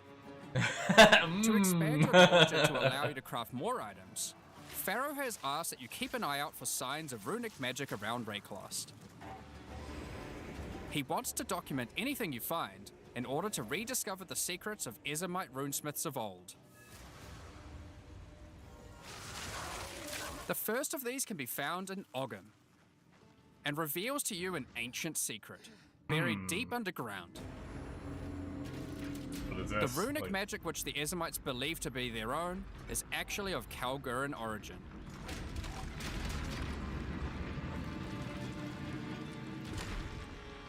Thousands of years ago, the Kalgurans came to Rayclast to find sources of verisium, a metal on which engraved runes allow control over reality. Pharaoh is determined to learn these ancient ways and gain mastery over them. If you can bring him more verisium, he'll be able to use it to smith power into any armor, granting you runic ward, the power harnessed by the Kalgurans since ancient times. Huh. Runic ward is a new resource that protects you from death. What the heck? Should you run out of life, your runic ward will kick in, sustaining your body until your life can return. It effectively acts as an extra life pool. Of course, Interesting. should you take enough damage to run out of that, you will still die. Every single piece of armor in the game can be upgraded. So we have life, energy shield, and now this runic power stuff. Interesting. It's ES for your ES. Yeah, like, I don't know if I like that. I mean, it's cool. It doesn't look like it really costs anything. Like, you just throw Verisium on every piece of gear you have, as long as you have enough, right? And you just add it. It doesn't, like, re-roll your piece of gear or anything. So I guess you're just getting, like, a free little bit of extra life, I guess, in a way. Even uniques. Some are just a strict upgrade, giving runic ward with no downside. Others are more extreme, sacrificing defenses to get a much larger amount of runic ward. Oh, shit. There are even some that add new modifiers to uniques entirely, making them much more viable for higher level play. Okay. But the Calgary I like that. runic ward for more than just a defense. It can also be used to power many other magics. Instead of using gems created from corruption, What? the Calgurans used runes of power and fueled them with runic ward. Many of the options available from remnant crafting are new types of Calguran skills that exclusively spend runic ward to wreak havoc. What? An example. Tap into the power of the Triskelion Flame to empower the next spell you cast that affects an area around you or a target location. The empowered spell becomes centered on your location and also targets 6 additional areas around you. Huh. Has a 1-second cooldown and costs 15 ward. Interesting. So it's basically like a... Yeah, I mean, that's the thing, is they also added a way that you can spend it. So when they said it's another resource, that's why they said resource in the way that they did. Is because you can get these spells that consume your ward. So it's not just like a, hey, we added a little bit of extra health. It's a means of adding these, like, powerful spells that also then cost it. That's kind of interesting. It also, you know, goes with the PoE2 of, like wanting to add extra buttons so they can add in this cascade that you can buff every 1 second or whatever, you know, and, or, you know, you probably wouldn't use it for clearing, but I don't know, maybe you would. But either way, that's just one example. Triskelion Cascade. Using it will cause your next spell to be triggered multiple times in a Triskelion pattern. You can use it with skills like Ice Nova that you cast from yourself. Right. That's pretty cool.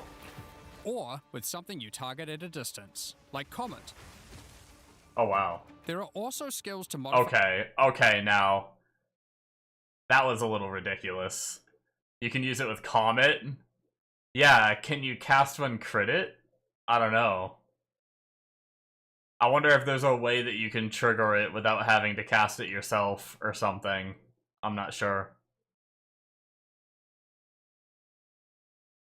No, so this isn't a support gem. This is just a skill. It's like a buff that you apply to yourself. And then your next cast does what it just showed. At a distance, like Comet. So, like, that many comets is added. Normally, the comet would have just been one little blue.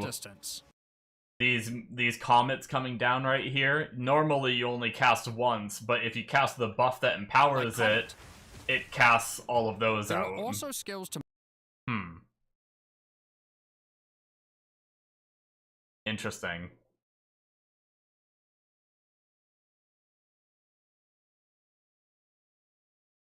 It adds, like, a second cast that you have to do. Sounds like Temporal Echo in Heroes Siege, kind of.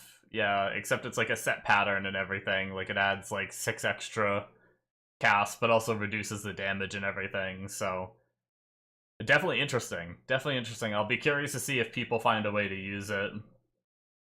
But unleash a wave of volatile ice that feeds on flames. While the wave doesn't deal damage, the ice latches onto ignited enemies, refreshing the duration of their active ignite and rapidly freezing them, but preventing them from being ignited further until the ignite expires. Interesting. So you can freeze an ignited enemy, and it refreshes the duration, but then... you can't do it again. Modify existing effects using runic magic, like Frost Flame Nova.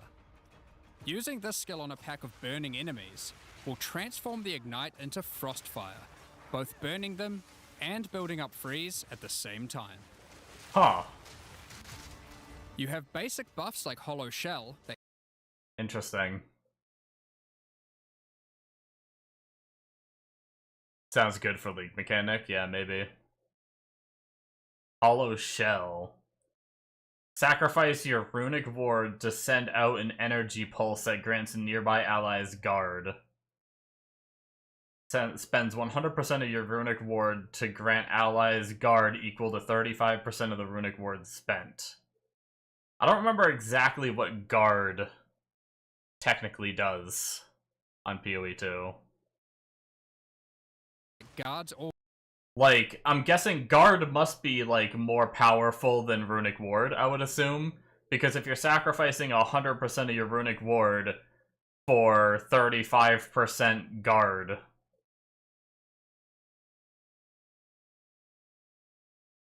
Yeah, it's kind of like Val skills in PoE2. nearby allies. Yeah. To more complicated mechanics like the Mark of Repulsion that Huh. Mark a target with a Verizium rune, dealing enough damage to the enemy or killing it outright causes the mark to activate, triggering an explosion to deal damage in an area and applying significant knockback to other enemies near the marked target. Okay. creates a mark capable of pushing away all nearby enemies. Okay. Instead of spending mana, like skill gems do, all these skills cost runic ward, and unlike gems, they don't have a color. Gross PoE2. This means that they don't care about attribute requirements, or what kind of weapon you use. These No skills are attribute designed or to be weapon used on requirements. any That's kind of class, nice. and so often interact with mechanics that apply across many characters. By combining different runes together, the Kalgurans were able to support their runic abilities. Reverse You knockback can would be as well. better. There is also a set of runic supports that can be combined with regular skill gems. There's runic supports too. Supports attacks, causing them to cost runic ward to use, but deal additional physical damage based on the runic ward cost. Oh, that's kind of cool. So you can just make one of your skills deal damage based on... Or, yeah, deal additional damage based on how much it costs. But also might help you with, like, some mana problems and stuff, maybe, on some characters. That's kind of cool. It does only support attacks, so you can't do it with spells and stuff, in but... interesting ways. Concussive Runes allows you to add these concussive shockwaves to any skill that stuns, Huh. while Runic Infusion lets you spend ward to directly empower the damage on any skill. Now, there are other quests during the campaign too that unlock even more interesting crafting methods. Buried deep in the jungle in Act 3, you can find the Mystic Refuge, containing even more secrets for Pharaoh to learn from. Using this knowledge, he gains the ability to reforge unique weapons. Oh? With this technique, many low-level unique weapons can be upgraded to do significantly more damage. Now, Nice. we've been able to take a bunch of uniques that had interesting modifiers, but were not in-game viable, and give them a bit of a boost to get there. And it's not just low-level uniques. All Kalguran uniques are able to be runeforged this way too, and they can do some pretty interesting things. Like Searle's Grit, a new unique, which when runeforged can get one of several different outcomes. Huh. Now, there is still Yeah, that's really nice. Just made everything viable. So, I'm not sure. if we go back and look at this, the only example they're showing for, like, this one is taking it from no level requirement to requiring level 38. So the question is, can you then do it again, or does this item only go to 38, you know? So technically, where this is good, it's definitely better. It allows you to use the weapon longer. It still doesn't necessarily make it like an endgame weapon.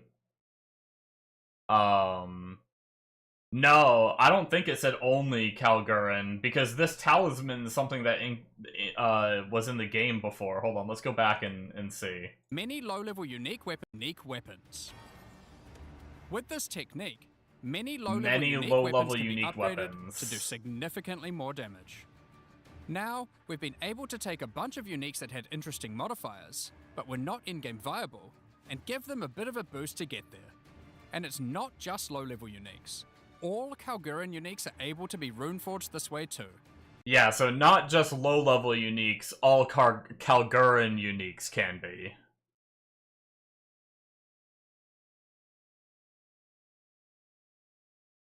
They should have showed what it can roll as well. Yeah, there is a lot of stuff they like you to be able to, like, experience in-game. And they can do some pretty interesting things. They don't want to tell you all like the things at once. Grip, a new unique, which when runeforged can get one of several different outcomes. Now, there is still so much more that you can craft with remnants. There are also 100... Yeah, I think it is only low-level... I think it's helping make low-level uniques a little bit more viable. I think that's the thing. And then the high-level Kalgurin ones can be. That's how it sounds to me.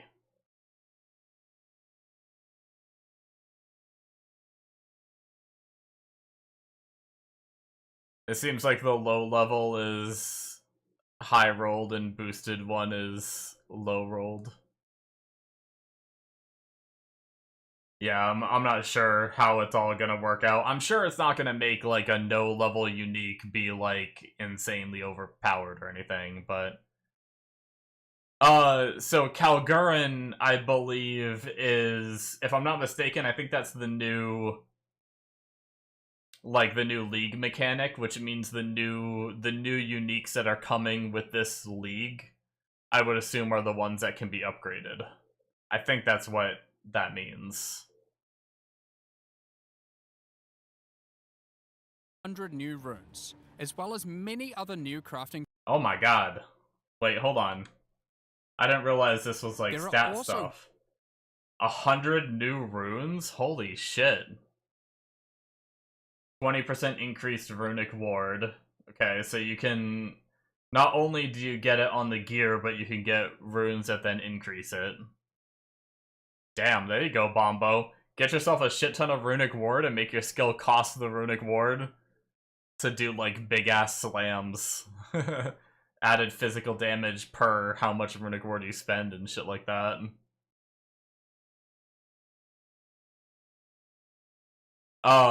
Yeah, I would assume if I'm right and the Kalgurin uniques are just the ones that they're adding this league, usually it means you only get it from the mechanic, typically. 100 new runes. Every 4 seconds gain guard equal to 20% of maximum runic ward for 2 seconds. That's pretty good. Depending on how good guard is. Like I said, I can't remember how good guard is. As well as many other new crafting currencies. Plus 1% to all maximum elemental resistances while in full runic ward.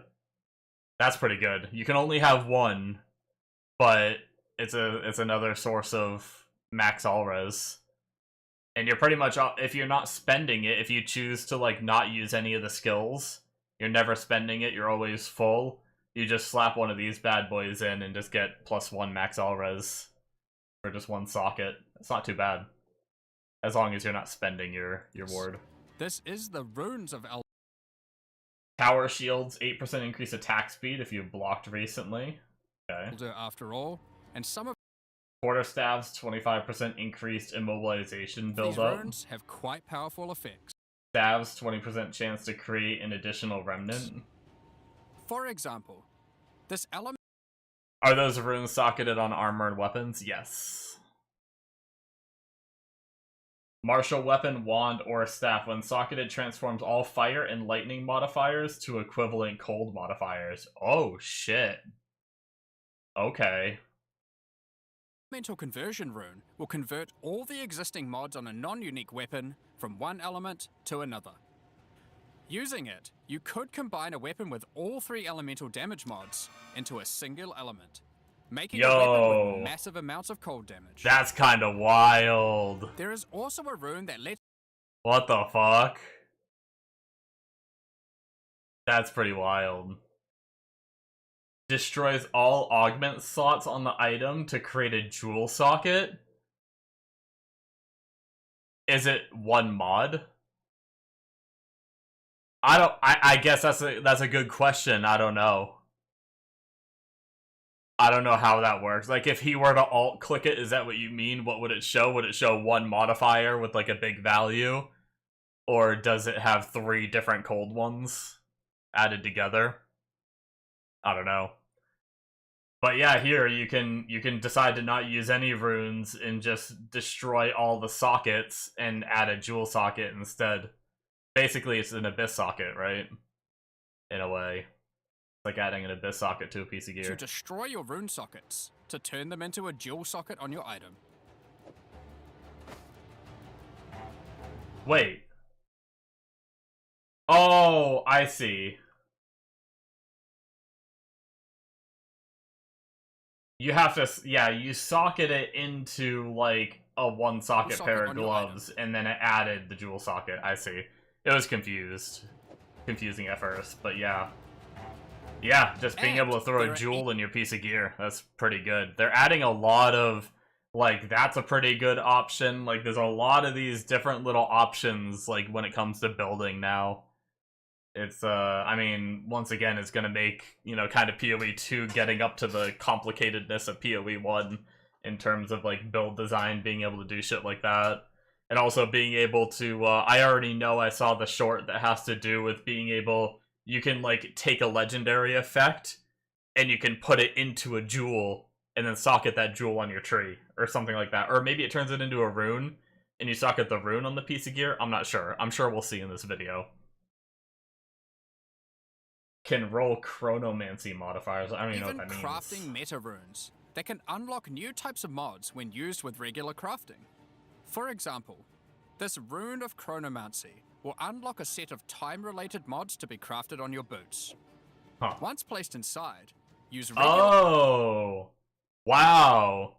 So you socket this, and then it can add modifiers that can't normally roll on boots. Or your gloves with that tech. Yeah, maybe. crafting orbs to attempt to get new mods like cooldown speed or increased skill effectuation. Interesting, so cooldown... You can also create a new type of currency called alloys.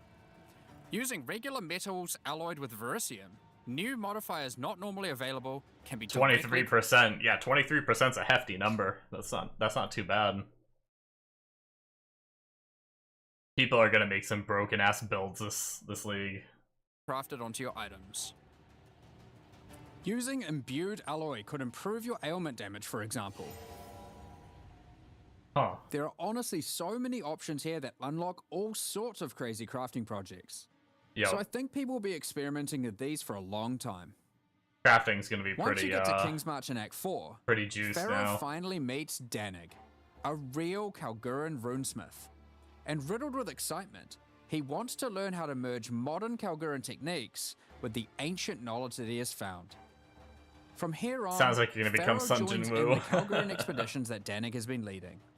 With He the had ancient a knowledge simple task. Just combine 3 items together and make a potion to heal your mom. Easy. That would be the equivalent of freaking, like, having to do 50 steps with frickin' PoE to be able to make the potion to heal his mom. Sparrow brings to the table, the Kalgurin expeditions that Danik has been going on will change significantly. For those of you who haven't played it, the Expedition League mechanic involves carefully placing explosives, Right. uncovering the buried dead, and recovering Verisium from them. By choosing where to place the explosives, you can choose which kind of challenges you'd like to face, or rewards you would like to claim. Uh-huh. But unlike before, expeditions now contain the remnants from Runes of Eldur, allowing you to do some specific crafts along the way using the new League crafting mechanic. Okay. One very important difference from the simple remnant encounters, though, is that the empowerments that the remnants grant apply to every monster down the explosive line for the rest of the encounter, stacking together. Whoa. This can lead to some pretty extreme situations. If So you they stack too many change. remnants, you might be in for a fight beyond your abilities, but the rewards can be very worth it. Each mod on the monster is improving the items that they can drop. Once you get to the endgame, you will find that the Atlas has changed substantially. To the south, you will now find the coastline of Rayclast. Yeah, that's a with the pretty cool ocean change. beyond. Kingsmarch has not fared well after the Cataclysm, and lays in ruins. Rog's shop has been destroyed, but he is much more concerned about his wife, Gwennon. He would like Aw, to launch an Rog. expedition deep into the ocean to find her. And this begins a new major mechanic for expedition, exploring the ocean. Yeah, I saw a short Previously, about this. a logbook was a single encounter. Now, using a logbook, you can send ships to explore an area of the ocean to the southeast, uncovering a range of islands to begin your search for Gwennon. You can Fishing's hop from already in the island to game, it's a island, big secret. doing many new encounters. There are islands with expeditions, grand expeditions, Pulling above your weight, Rog. Good job. new bosses, Fat guys get the win. and all sorts of other unique things to find. People still don't know how to Eventually, fish in you will find PoE1. the island that Gwennon has been holed up on.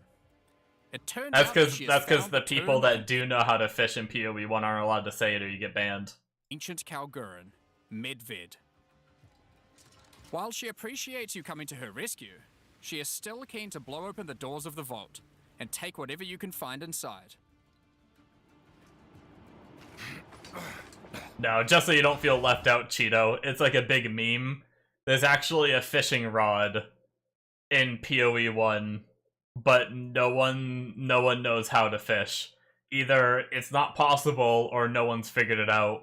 But people have tried to bring like the fishing rod on PoE1 to like every coast possible. They've tried to do everything to figure it out, but it's kind of like a big meme where like the devs will be like, "Oh, maybe there is a way to fish."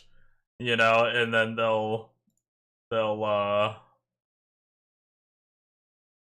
what's it called? You know, they never like confirm it's It's just like a big meme. Like, you can get the fishing pole item, but I was just kidding. I was joking about the fact that, like, the people who know can't say. Yeah, I've never found a fishing rod. It's, like, one of the rarest items in the game. Or, it's up there. It's not the rarest, but it's up there. I've never seen one, anyway. But, I got a mirror before I got a fishing rod. But yeah, it's just kind of like a little dev joke, I think, mostly. I mean, who knows, maybe there is a way and no one's ever found it, but I have a feeling it's a dev joke and you can't actually fish. But yeah. It's just a shame that Medved isn't as dead as you previously assumed.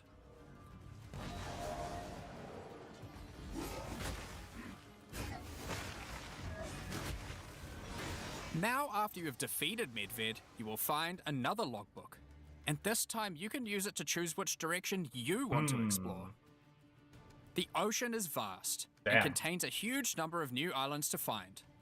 With each logbook, you can explore one sector and you can go as deep as you like. I wonder if There it can are help all you, sorts like, of interesting connect objects to oceans uncover now, and dungeons to explore. instead of having to, like, go around and shit. Many of the islands have expeditions with totally new mechanics. So for example, here is a volcanic island with voltaxic sulfite. Blowing up the sulfite will unleash extra waves of enemies. Sulfite? Delving? But there is also this wall with a suspicious light coming from behind it. On blowing it open, a giant ogre comes out, and he is determined to eat as much sulfite as possible. No, he's eating the sulfite! The more sulfite mounds that you have blown up, the more empowered and the more rewarding he will become. Oh, damn. You just freaking let him nom nom on all your juice and he gets big and thick. These islands contain all sorts of little secrets that you can find and blow up. Free trapped wisps, blow open root doors, even raise ancient precursor technology. And of course, more bosses. There are More more bosses! and further vaults to blow up, and one of them in particular is pretty important. The Tomb of Uhtred, the Star Drinker. Uhtred. Son of Uhtred.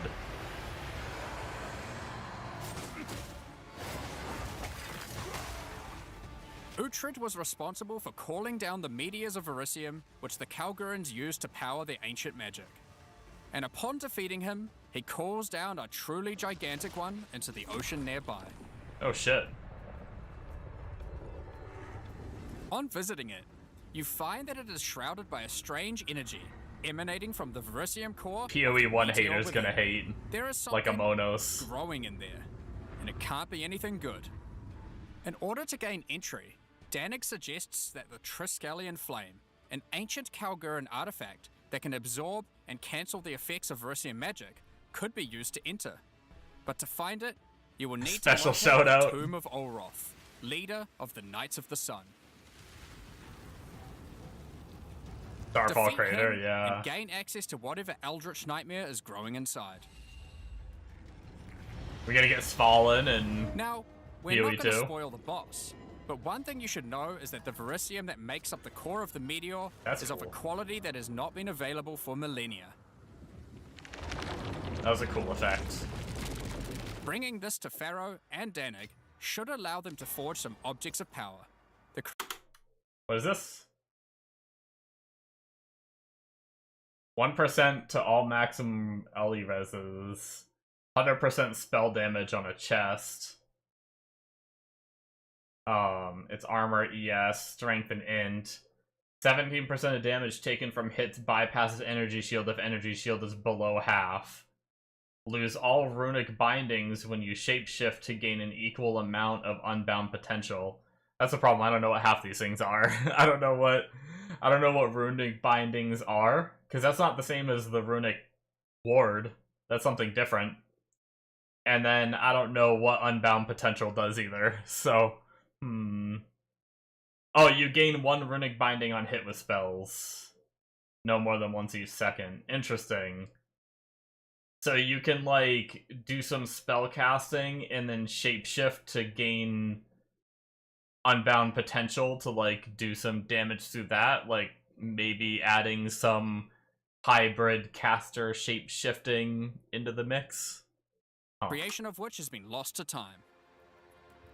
So that's the League, and there is a lot going on. That's just To the sum all league, that guys. There is a new encounter with over 30 new monster types and over 30 new rune modifiers to enhance them. You can create more than 100 new runes to craft your gear. That's not even counting as well as all the other dozens changes. Of other new currency items. And there are new quests added to the campaign to unlock even more new crafting options. Rune forging armors, upgrading uniques, dozens of new Kalguran skills and supports, tons of new islands to discover by exploring the ocean, 5 new bosses, including a new pinnacle boss, and a bunch pretty of new cool, that uniques to boss. top it off. But there is still a ton more to come. It's time to talk about the massive changes to the endgame. But for that, Alright. I'll hand it back to Jonathan. Now, as Mark hinted at before, the endgame atlas is very different now, and the ocean to the south is the least of the changes. The entire area around your starting location is now teeming with new questlines and things to discover. Okay. Will you investigate the strange forest to the west? The cracks in the earth to the east? Alright, Or so perhaps visit there's... the ruins of a vile city in the north? The atlas now has fixed points of interest at specific Yeah. locations, giving you specific objectives that are easy to find. Like before though, no matter which It objective has you like choose, fixed going locations to you can towers head to see to. what's out there is always a good idea. The first time you do that though, something new happens.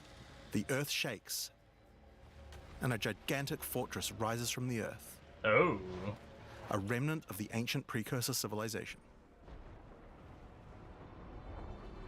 More of a reason to run towers, I suppose, now. The cataclysm of the beast has caused an ancient protocol to be invoked. No, Should getting corruption Atlas ever points take is hold to this different. degree, the world must be scoured and purged of corruption. You will need to make your way into the fortress and activate the gates. Gain the keys to reach these ancient precursor weapons Interesting. and disarm them. But this will be no easy task.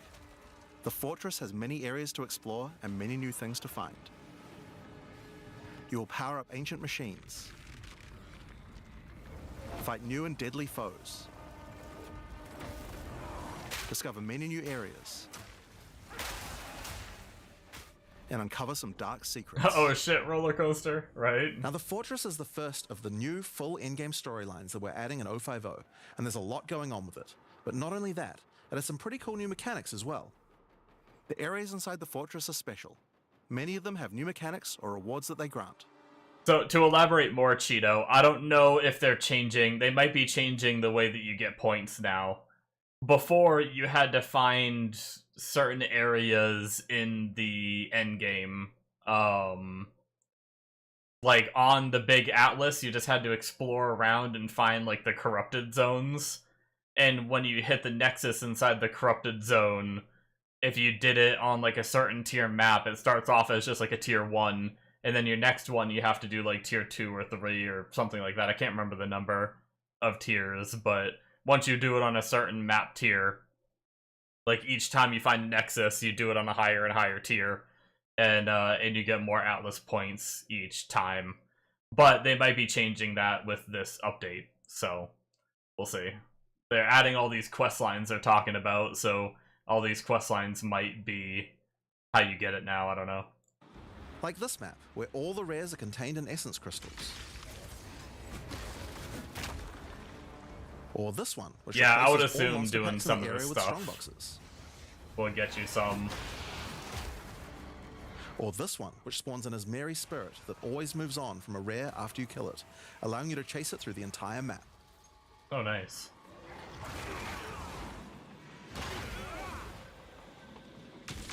Because I love wisps. Now, just like the normal areas of the Atlas, you'll need to fight the map boss of each area to complete the map. But unlike a normal map, the ones in the fortress each contain precursor nodes after the boss, and activating these nodes will give you points for the new and improved Atlas passive tree. There you go. Now, Sarcasm we had an detected. Atlas passive tree before, but it was one of the areas of the endgame that just wasn't up to scratch. The Atlas tree now works quite a lot differently. We have significantly upgraded the kind of mechanics that you can find on the Atlas tree. Like this one, that gives a chance to make rogue exiles you fight retreat from combat and move to an adjacent map. Interesting. Before you fight them again, they'll upgrade their gear and come back with a grudge this time. That's kind of cool. There are also a lot of nodes that combine mechanics together in new ways. Like this one, which lets Ismeri spirits possess strong I did see he moused over all this the one for a regular second monsters and that I come out saw of them are it. touched by the spirit, and the rares are all possessed, giving you some incredible loot potential. Nice. Revenge exiles, yeah. Yeah, that's pretty cool. I could see that being potentially You good. get points from every Now, single area you... the only thing I will say, I noticed that it looked like he slowed down on the killing to, like, give him time to escape. I hope when they do escape, they get, like, an immune phase and they leave. I hope it's not going to be, like, bestiary all over again, where you gotta get them low health without killing them. and then wait for them to leave. Kind of like bestiary was you had to get them low health and throw a net at them, you know? Like, please, just don't do that. let it be like an immune phase or something, please.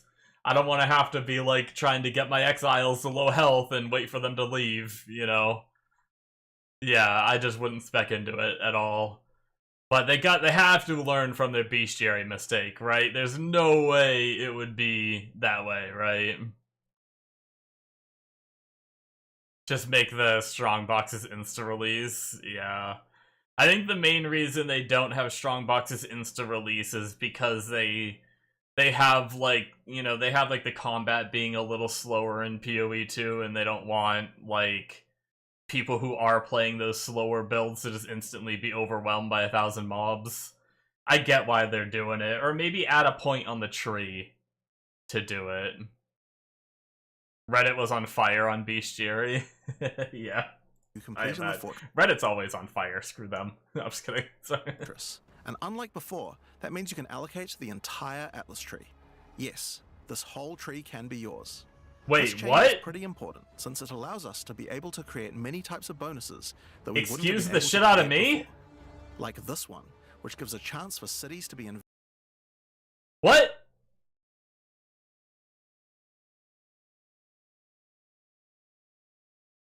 What?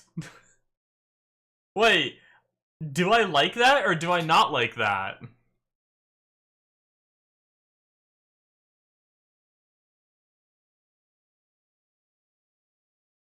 So there's not like... Here, I'll go back if you missed it, Bombo. Means you can allocate the entire Atlas tree. Yes, this whole tree can be yours. This change is pretty important, since it allows us to be able to create many types of bonuses that we wouldn't have been able to create before. Like You can get the entire thing. It's not like PoE1 where you have to, like, pick the whatever amount of points that you want to spend. So it's not like PoE1 at all, though. There must be as you progress through stuff on the Atlas, you must just get points. Yeah, I think those are the boss ones. I think these are gonna be the boss ones, like we had before. Although, look, this one gets 31 points. 1, 2, 3, 4, 5, 6, 7, 8, 9, 10, 11, 12, 13, 14, 15, 16, 17, 18, 19, 20, 21, 22, 23, 24, 25, 26, 27, 28, 29, 30, 31. So you might not be able to get everything, but you can get a lot for 31. Look in the middle. Little penis on Atlas. Wait, where's the penis?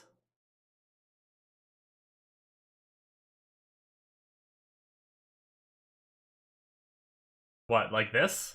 Is this a little penis you're talking about?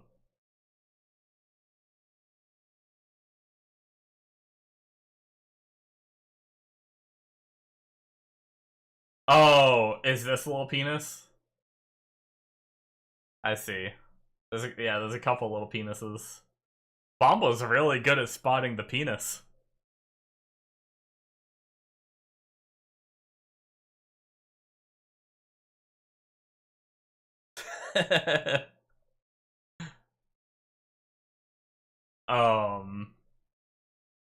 Yeah, I don't know. That's really interesting, though. us to be able to create many types of bonuses that we wouldn't have been able to create before. Allocating Like them this first with one, your mouth which points. gives a chance for cities to be invaded by another faction, and can even allow it to contain 2 faction leaders, allowing you to get 2 crisis fragments. Oh shit. If we'd done this kind of thing on the old tree, we would have wanted to spec into it before running a city map, then unspec out of it before running anything else. With full allocation, we can have cool bonuses like these. Wait, hold on. We didn't talk about this. Do we like that? Do we like that there's no more like, oh, what Atlas tree do I run? I mean, so you're still gonna... It might take a while. That's the thing. You gotta remember this. It might take a while to get all your points. Right? So you're still gonna have to make choices along the way before you get the whole thing maxed.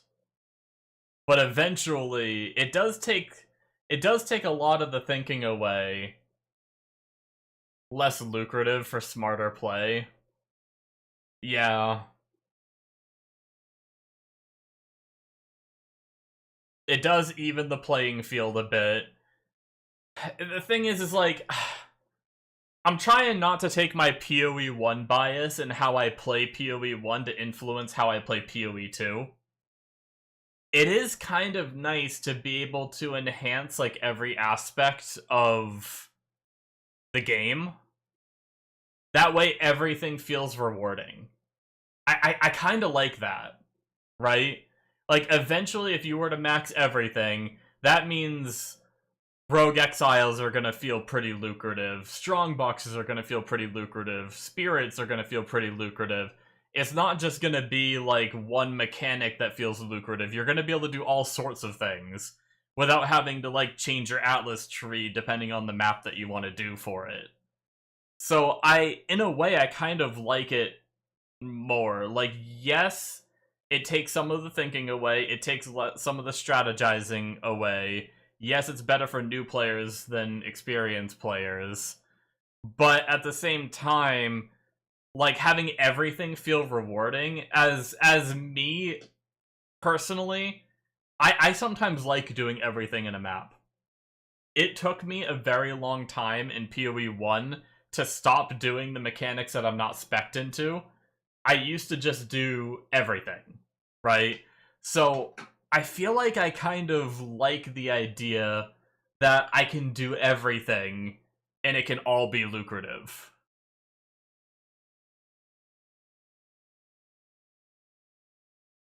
I think I like it.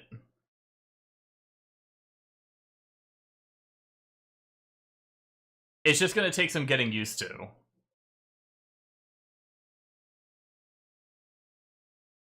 That is nice, especially when a mechanic you don't want to do would take the rares you want to kill out of the map. Now you just do it. Yeah, like, sure, you're gonna run into the situation that maybe you don't like wisps, so you still skip wisps, or the wisps just aren't rewarding enough because of how they're, you know, maybe just even with full Atlas spec, they're just not worth it still, and you still skip it. So there could still be that situation. But I don't know. Like, yeah, it takes some of the creativity away from the Atlas running and everything, but I am a little bit more of a basic bitch, and sometimes I don't like every season having to try to figure out how I'm gonna spec my Atlas. And I guess you still kind of have to, because you're not gonna have all the points right away, but at least you know that eventually you're just gonna get all of it anyway as you do it. If you don't like wisps, wouldn't you murder them? Fair. Yeah, I don't know. I think I like it. It's just I need to, like, take the PoE out of my brain when thinking about it, you know? Like, yeah, I don't know. I think I'm okay with it. I think that's cool. The difference will be the Atlas Masters thing. Yeah, we haven't even seen that yet. There's, like, Atlas classes now. Now, obviously, we still want to make sure that you have choices that define Yeah, your in-game there you Atlas go. build. So many nodes in the Atlas tree are now multi-choice. Ah, Node, but which bonus you choose to use is up to you. there you go. Do you want your powerful boss maps to... There you go. So there is variation there. So everyone can get everything, but you still have to make some choices as to which ones you want to use here. That's clever. I think that makes it even better. I like that. Yeah, I like that more now. Areas of powerful map bosses contain an additional essence. Areas of powerful map bosses contain additional smugglers summoning circle. That's what it says, my bad. And it contains an additional rogue exile. Ah, so you can make it be more you can kind of be like more essence focused or more summoning circle focused or more rogue exile focus. So there is still gonna be some more focusing a bit and stuff Contain more like that. essences, summoning circles, or rogue exiles. But there's also nodes that contain more unusual things. So for example, 25% chance shrine buffs are reapplied when entering the boss arena. Interesting. Like, even if they faded, so if I get a shrine early in the map and it completely wears off, when I enter the boss arena, I could just get the buff back. Is that what that means? Or you can make the, make a shit build better. Or if your build is already good enough, you can take the second option. You can add the shrine buff to the boss for more rewards. on this node you can choose. Do you want to give a chance for shrines to instead be given to the map boss in the area, making them more challenging but dropping special loot? Or would you rather give a chance to be given a shrine buff before entering? Yeah, boss he arenas, had no making for an shrine easier buffs. fight?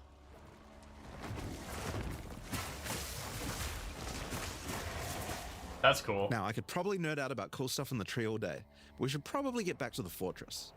Now, one of the really important things we wanted to do was make it so that all nerd the out boss fights in more. the in-game are now accessible with a quest line. Brutal That shrine means boss that to gonna fight the one-tap Arbiter of people, Ash for yeah, the first right. time, you don't need to get lucky by finding keys. There will be fixed Ooh. locations and there's a quest to get them. But Okay. the Arbiter of Ash is no longer the pinnacle of Path of Exile 2. For that, you'll need to travel into the very center of the fortress. I like it, because Arbiter is, at least if they're keeping it the same way, Arbiter is the only way that you can make rare tablets, if I remember correctly. I didn't play enough of the last league to even kill Arbiter. But I think before you had to kill Arbiter to be able to make rare tablets. Whereas now, and you had to get like lucky and find all the fortresses and get all the keys, and then you had to be strong enough to fight the what are they called? The citadels to even get the keys, and then you fight Arbiter, and you got to be strong enough to fight Arbiter. Now it's a quest, and like many quests in PoE, if you fail the mechanics, you might just be able to try them again, since it's quest based. So I think it might make it a little bit easier to get that first time clear in order to unlock that ability. We'll see. Fortresses don't look like you need to hire Dora the Explorer to find them now. Yeah, at least this quest one. Now, there might still be ones that you need to find. We don't know yet. But at least the quest one for your first Arbiter kill seems like it might be just go to this fortress and get it. An incredible challenge awaits you should you choose to go there.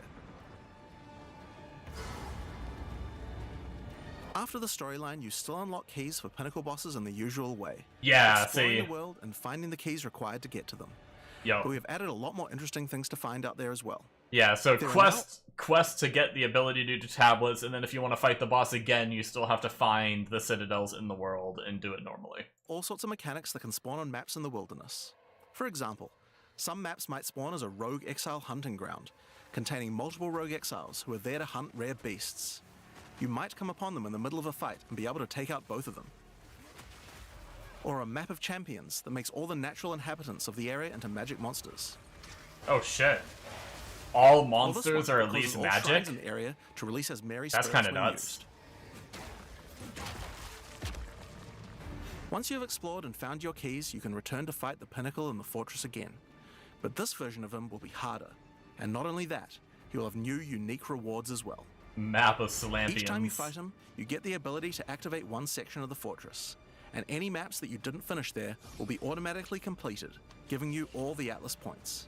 So if you're the type of Whoa. player who doesn't want to explore the fortress, and instead just race out into the infinite Atlas, you still have a way to get all those points.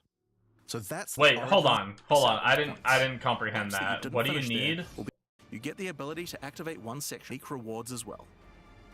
Each time you fight him, you get the ability to activate one section of the fortress. And any maps Oh. that you didn't finish there will be automatically completed, giving you all the Atlas points. So if you're Damn. the type of player who doesn't want to explore the fortress, and instead just race out into the infinite Atlas, you still have a way to get all those points. So basically, you can just go fight the Is that what he's saying? You go fight the Arbiter over and over again, and each time you fight him, you get to, like, clear a whole nother section and just get a bunch of points. Interesting. Yeah, I mean, that... Well, I don't know if that's speedrunning points either, because that's, like... You gotta... Well... To fight the Arbiter, you have to go all around the Atlas and find all the different citadels in order to get the fragment to then go fight them. So I don't know if I'd say it's speedrunning the points, but it gives you the option of, instead of running this fortress specifically to get your points, if you're like, fuck that, that sounds boring, you can instead go do this, and it's another means of getting your points. I think it's going to be slower. You don't have fast TP builds? Well, no, what I mean is, back here it shows it, so, like, these right here, this, like, glowing blue line, this is a citadel, and you have to find 4 different kinds of citadels to get the 4 fragments to be able to fight Arbiter. And all of these are different maps that you have to complete to get to the different areas. So you'd have to complete, just to get from this one to, like, this one, you'd have to complete, what, 1, 2, 3, 4, 5, 6, 7, 8, 9 maps just to get between these 2 citadels. And then you'd have to go find different ones as well by exploring way off here. Another, like, 15 maps or something to go find the 3rd one. You know, another, like, 20 maps after that. If you get unlucky, it could be 50 to 70 maps to even, like, find the 4th one that you need specifically to go fight the boss. And in basic, where did it show that? Was it before this? No, I think it was after this, wasn't it? The ability to activate one section of the So, there are a good chunk of maps that are in here. fortress, and any maps that you didn't finish there will be automatically completed, giving you all the Atlas points. So it finishes just one little section of this when you do that. So, I mean, there are a handful of maps within here. Can you get between segments? I think you can travel between them, but you would have to fight Arbiter, like, this segment up here. You'd have to fight Arbiter again to clear this one. Or if we go back, you'd have to fight Arbiter again to clear this one, you know? So... yeah, I don't know. I don't know which one would be faster. It might be faster just to blast all these maps rather than fight Arbiter over and over again. Didn't finish there will be automatically completed, giving you all the Atlas points. So if you're the type of player who doesn't want to explore the fortress, and instead just race out into the infinite Atlas, you still have a way to get all those points. So that's the Origins of Divinity story pinnacle tree, and includes a ton of the new storylines. So let's talk about the next one now, Masters of the Atlas. Now earlier we talked about how the multi-choice nodes in the tree allow you to still have an in-game Atlas build, but we didn't think that was quite enough. You have an Ascendancy class for your passive tree. Why not an Ascendancy class for your Atlas tree? Well, that's where the Masters of the Atlas Why not? Throughout Rayclass are many opportunities for those with the skills to find them. Atlas Masters are willing to train you in these skills if you're able to help them in return. One such master is Jado, a member of the Order of the Jinn, an organization that secures powerful artifacts to prevent them from falling into the wrong hands. Jado will send you on missions to investigate strange occurrences on the Atlas and recover the artifacts causing them. And for each one you recover, he will gain more trust in you and teach you more ways of the Order of the Jinn. Okay. At level 1, you could choose to massively increase the chance for rare and unique chests, or make it so that all map bosses drop an additional unique item, Oh shit. or make corrupted waystones have an additional modifier, but at the cost of making them send you to a totally unknown location. Oh shit.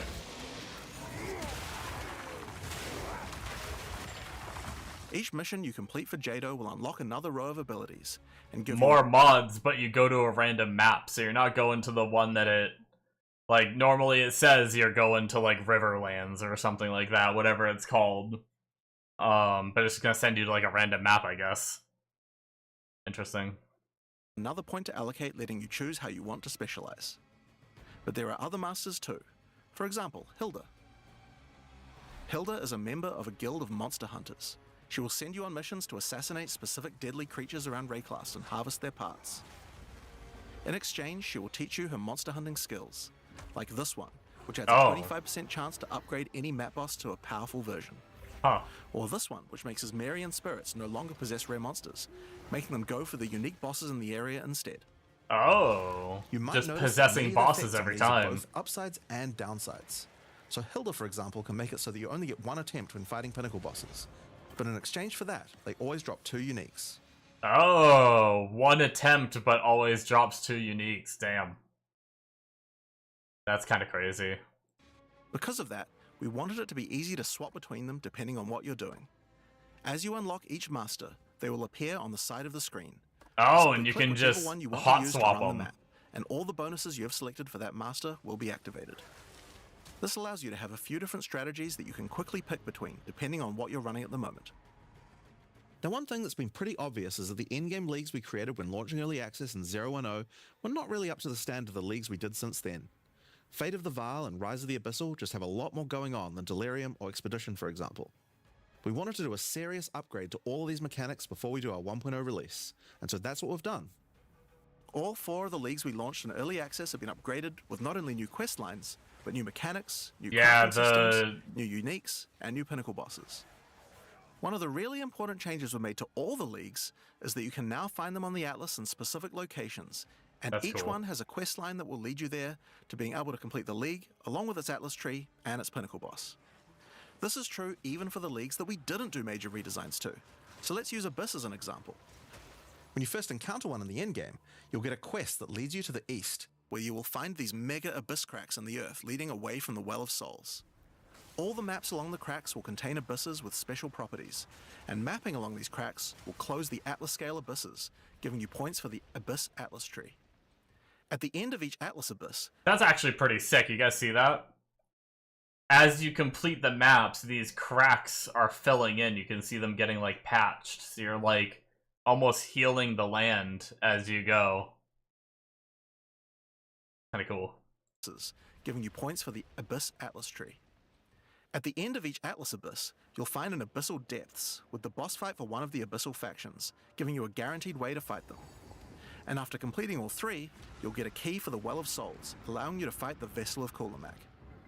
This kind of thing makes an in-game league so much more friendly for new players, giving people obvious goals and a guided experience to complete them. Alright, so That's let's talk pretty about cool. the first of the I upgraded like leagues, that. Delirium, and its new storyline, The Hare and the Raven. As you may remember, during Act 4 you were tricked into releasing an ancient entity from a Karui prison known as Tangmazu, the Raven Trickster. Tangmazu delights in breaking the minds of those who step through I his love mirrors, lore shit. and when touching one, he will attempt to destroy your mind with twisted abominations generated from your worst fears. In Return of the Ancients, the first time you approach one of his Delirium encounters in the endgame, you will find Elder Maddox locked in a trance. His mind is trapped in one of Tangmazu's delusions, and you will need to free him.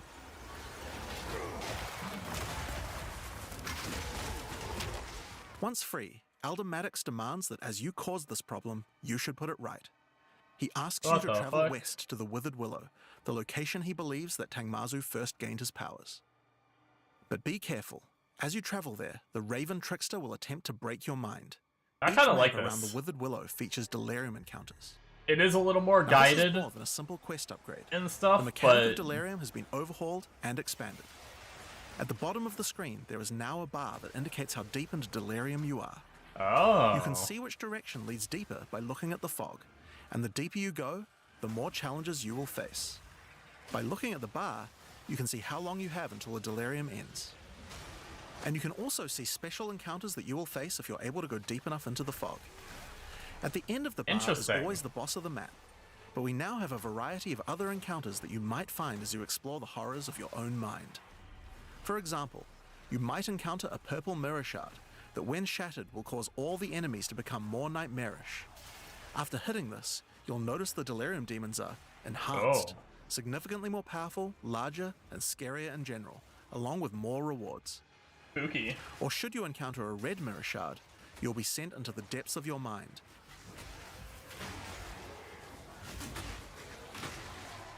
And must escape it while fighting off hordes of your worst fears.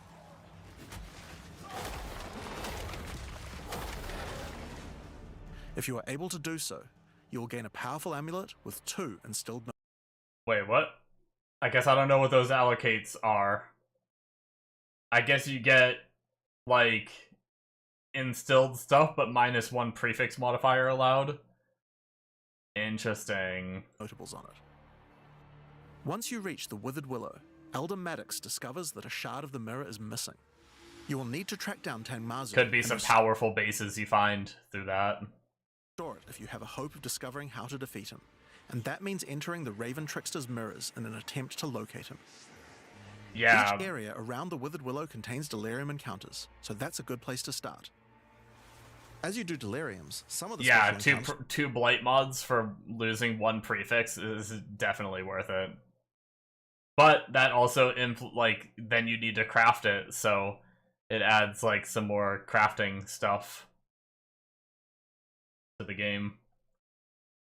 Like some more bases to craft on rather than just getting an amulet or whatever. will drop liquid emotions. Normally these emotions can be used to install amulets to add notable passive buffs to them, but in Return of the Ancients, emotions have a new function as well. Each one now has the ability to add crafted mods to jewels, allowing you to add specific mods to an item slot that can be quite difficult to roll. Excuse me? Removes a random modifier and augments a rare basic jewel with a new guaranteed crafted modifier. Rubies get increased armor, sapphires get increased max energy shield, and emeralds get increased evasion. Huh, so these things are gonna be able to reroll jewels. Or removes a modifier and augments. So it's like a... I guess it works kind of like a essence, but for jewels, right? For example, Liquid Despair will allow you to add critical hit chance, while Liquid Suffering will allow you 1 to 2 max rage, increase area of effect, increase move speed. to add movement speed or area of effect to your jewels, but there are many more. Once you've done enough delirium encounters, the location of a grand mirror, an entrance into Tangmazu's realm is revealed. Pretty cool. But it won't be that simple to enter.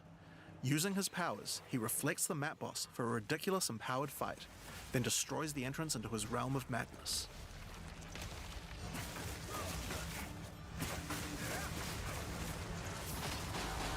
In order to find him now, you'll need to let the insanity fully into your mind.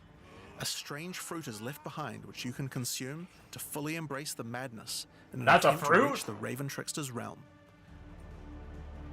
Consuming the fruit will cover an entire area of the Atlas and Fog, and every map you do in the Fog will get progressively harder and harder as you explore the deeper reaches of your mind. At some point you enter a new layer. A simulacrum of your memories, twisted and perverted by the Raven Trickster. Should you be able to complete the simulacrum, Tangmazu will believe that you are worthy of a true challenge. Now, let you one take the question I remaining have shot. that they haven't really addressed with all this quest stuff. Voices. Spoiler alert, I already know. Yes, they added voices to PoE 2. But, what's it called? The one thing they haven't addressed is these quest locations that you go to do all this stuff. What happens if you fail? Normally, you can't run the map again if you fail. But if these are going to be, like, quest locations that guide you through to be able to, like, complete this stuff, if you fail, what happens? I guess we'll just have to find out, or maybe they say it at some point. Of his mirror, allowing you to enter his realm of madness back at the Withered They Willow. said it early. If you dare can to face retry? him, it will be a Okay. fearsome challenge. Ooh, this is cool. Yo, this is crazy. What the fuck? That looks sick. So, that's the new story. Holy shit. So, Yo! that's the new storyline of Delirium. As you can see, it's not only a quest line, there are new mechanics, new crafting options, and new boss fights. But one quick No, that was like a So- big demon guy. Look at him. He's got horns, but this is his, like, face, and this is his arms down here. And, like, the rest of his, like, slim body. He's just, like, a massive dude with horns. Just, like, ascending from this void that you're in. So, that's the new storyline of Delirium. As you can see, it's not only a quest line, there are new mechanics, new crafting options, and new boss fights. But one question you might have is, what happens after? Well, once you've completed the story, grand mirrors will start appearing on the Atlas sometimes after completing Delirium encounters. Okay. After doing the grand mirror, you can select where on the Atlas you want to do your fruit-induced drug trip and get another key to Vault Tang. what a sentence.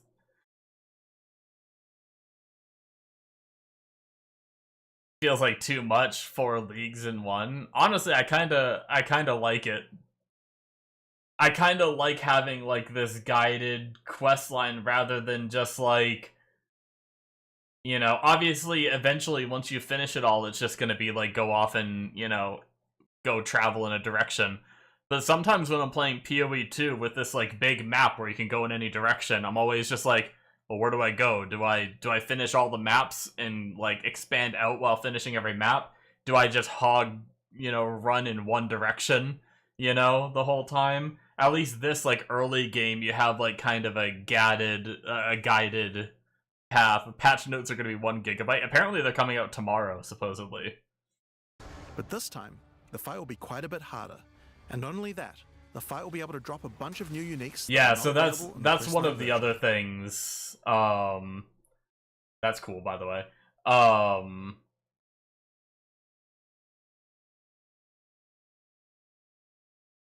How is it that big? Well, I think he was being sarcastic, but the patch notes are... You're afraid they overcooked?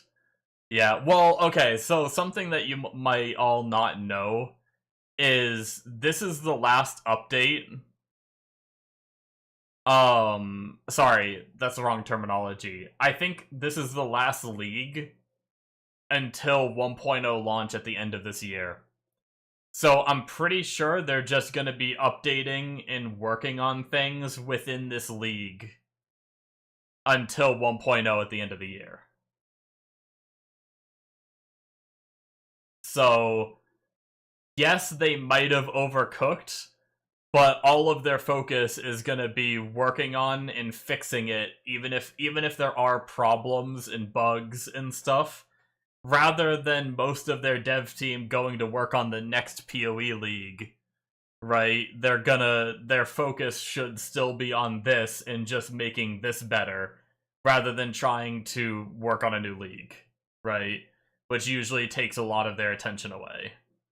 So hopefully, even if they overcooked, they'll be fixing things while we go. Also balance, there'll be some broken builds to enjoy. Yeah, possibly. Yeah, as far as we know, Cheeto, this league is gonna last until 1.0 at the end of the year. Perfect, that should mean for a real stable, uninflated economy and tons of time for your rerolls.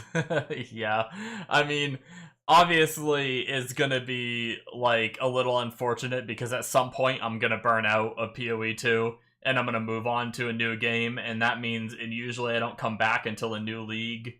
So there is a chance that I only play for a month or two or something, and then I move on and I don't come back until 1.0, you know, but maybe I'll find the motivation to come back and play the same one.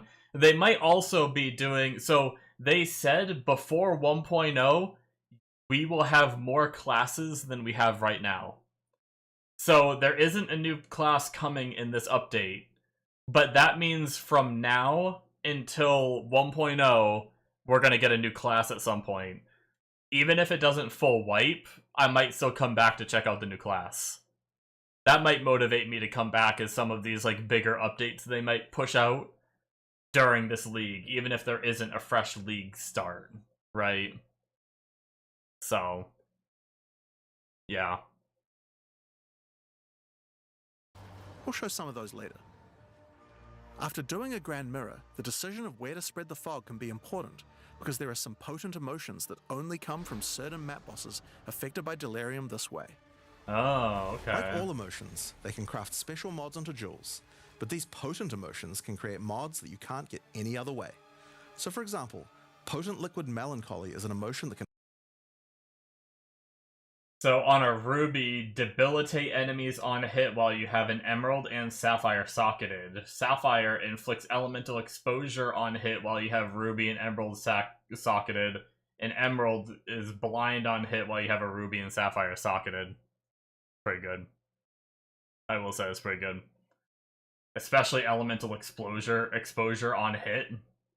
That one seems really good. I don't remember what debilitate does, but yeah. That's pretty sick. You'll still be stuck in Crimson Desert. That's wild. I can't believe you're still playing that memory foam. How you doing, by the way? Hopefully you're doing well. The only thing I'm concerned about with this is having certain map bosses dropping certain potents is a little bit spicy. That might add to a little bit of, like, needing to learn like what drops what, and it kind of reminds me of a little bit of like betrayal shenanigans, where in betrayal you really had to learn like what guy goes on research to give you what reward, and it can add some like weird things like that of like knowing where I should place this fog on what boss to get what reward. You know, like I don't know if I necessarily like that, but we'll have to see. You're not just rushing it like so many others did, taking it all in, enjoying the gameplay. Nice. only come from human bosses, and allows you to add a variety of on-hit effects. Okay, human bosses. Also, you might want to try instilling amulets with these emotions. They could have some interesting effects, with some powerful notables that do not normally exist on the tree. Like Storm's Rebuke, which makes armor break boost your cold and lightning damage. Huh.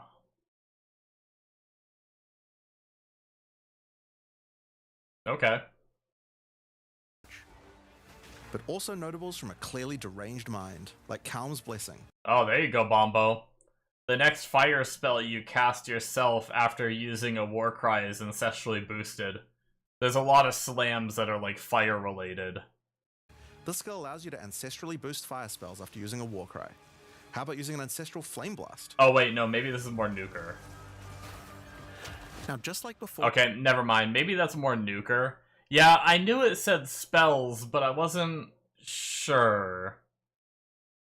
But never mind. Yeah, it seems like ancestrally boosted. I just didn't realize you could, like, I guess that's what it does, is it ancestrally boost spells, I guess. Or you can also upgrade the league by getting points for a dedicated Delirium Atlas tree. But this now works in a much better way and has much cooler effects. The maps in the Delirium area of the Atlas give you Delirium passive points for completing them, so it's easy to see how to progress. Nice. Some nodes will add new types of mirror shard encounters to your Deliriums. Like this one, which will pause the Delirium for some amount of time, allowing you to more easily get to higher depths. Or this one, which adds extra Delirium modifiers to monsters when you pick Hold it up. on. That was actually kind of nice.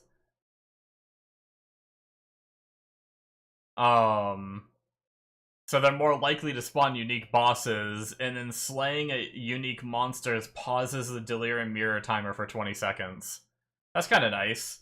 So, like, if you have a boss and your fog is, like, catching up, and you take a little bit of extra time to kill that boss, but if you manage to kill it before the fog goes and makes the boss vanish, then you get a pause on the way the fog is moving for 20 seconds.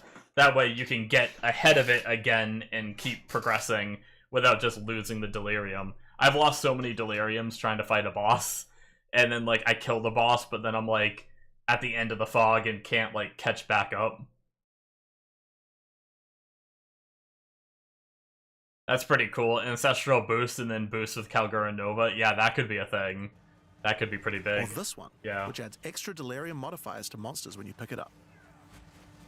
There are also nodes that can add new types of drops, like this one, which modifies simulacrum encounters to add special liquid emotions, which can craft time-lost jewels. And nodes that Huh. apply to the Atlas mechanics of the League, like this one, which causes the Grand Mirror to spread delirium fog over a larger area of the Atlas, potentially containing multiple simulacrums. Alright, Interesting. so that's the changes to delirium.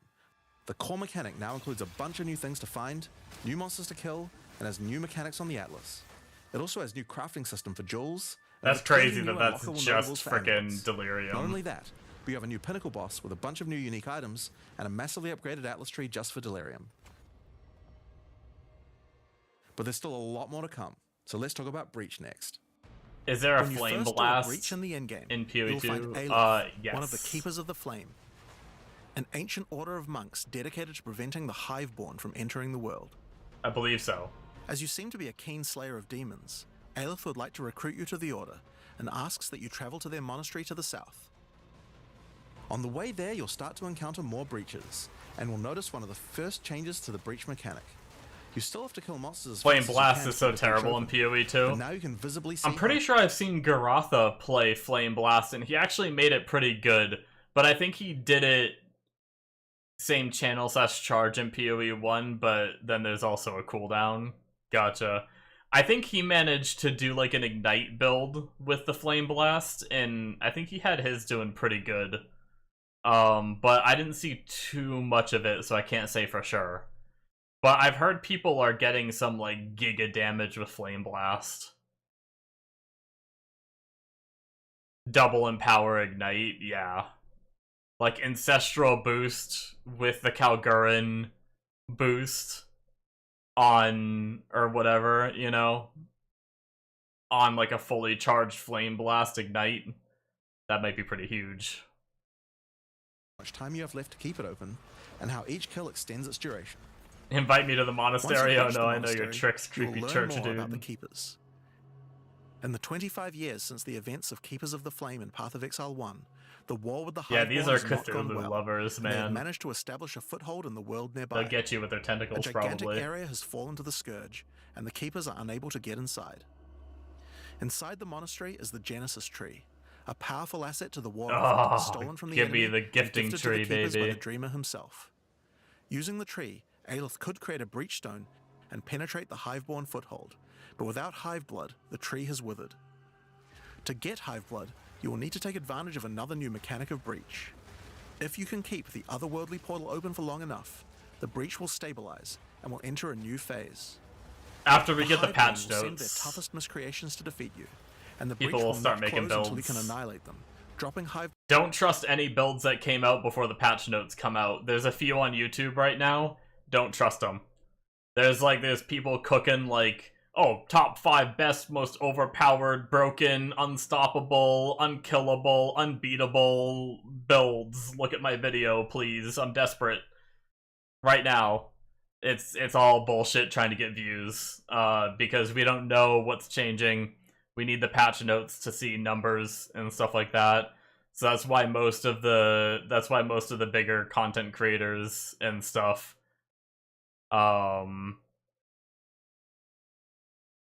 aren't gonna be good until, or aren't gonna be really cooking any builds until the patch notes, which supposedly tomorrow. Are the builds in websites like max rolls usually pretty good, but really nothing right now until well,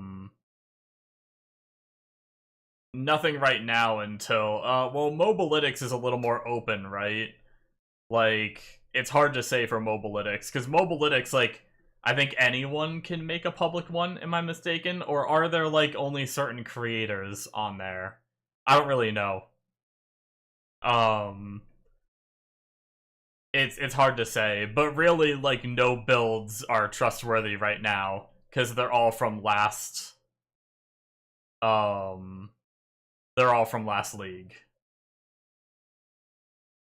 Yeah, Bombo just knows the bigger streamers and trusts them. That's kind of what I do too.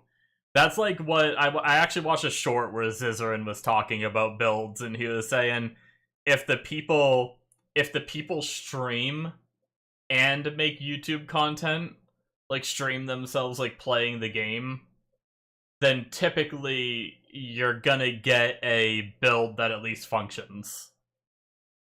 If they're just like the YouTube Andes making like top 5 builds, usually they're not as trustworthy. But yeah, like Pox, Gazi, Zizarin, Ben, Jungron, I'm sure there's more. There's probably a bunch more, but those are some of the names that Steel Mage is. Yeah, Steel Mage makes good builds. There's a lot of those that you can follow for guides. Yeah, that's what Ziz was talking about.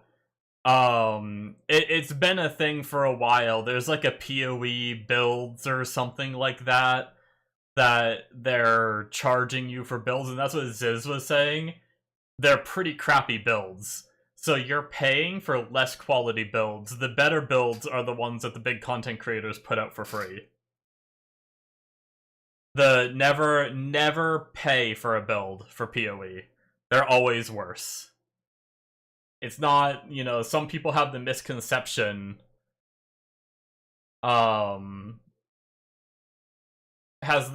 okay, I'm not gonna get into Ziz copying everyone else. I mean, everyone copies everyone else, right? Like, sorry, I just don't agree with that comment. It was a meme, okay. Because frickin' straight up, like, so many people just take builds that they've seen other people play in either previous leagues or current league or whatever, and then they maybe modify it a little bit to like suit how they play a little bit more. But once you get to a certain depth in the game, there's no builds that are unique anymore, right? Like, any build someone has probably done before in a previous league, That's like saying that, put it more correctly, he collabs with everyone. Yeah, I think Ziz puts out great content. I know you were just memeing, but even if someone else has made a build, I think Ziz takes it and makes it much more easy to understand than what some other people do.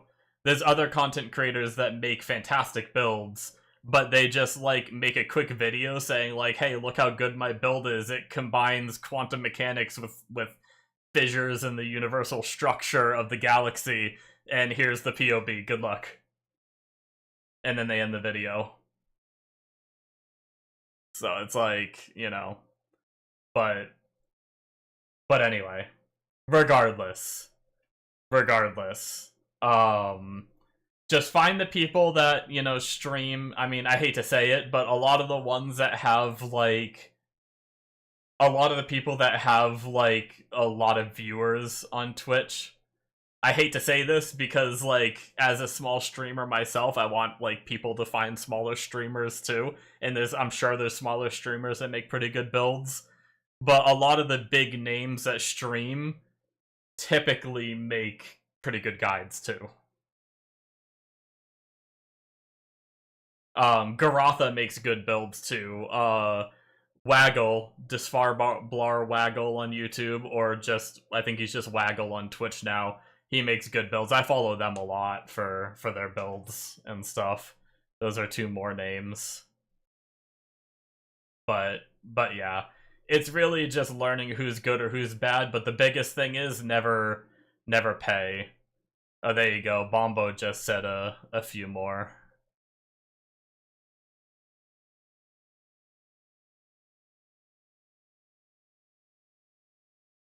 Blood that you can use to restore the Genesis tree.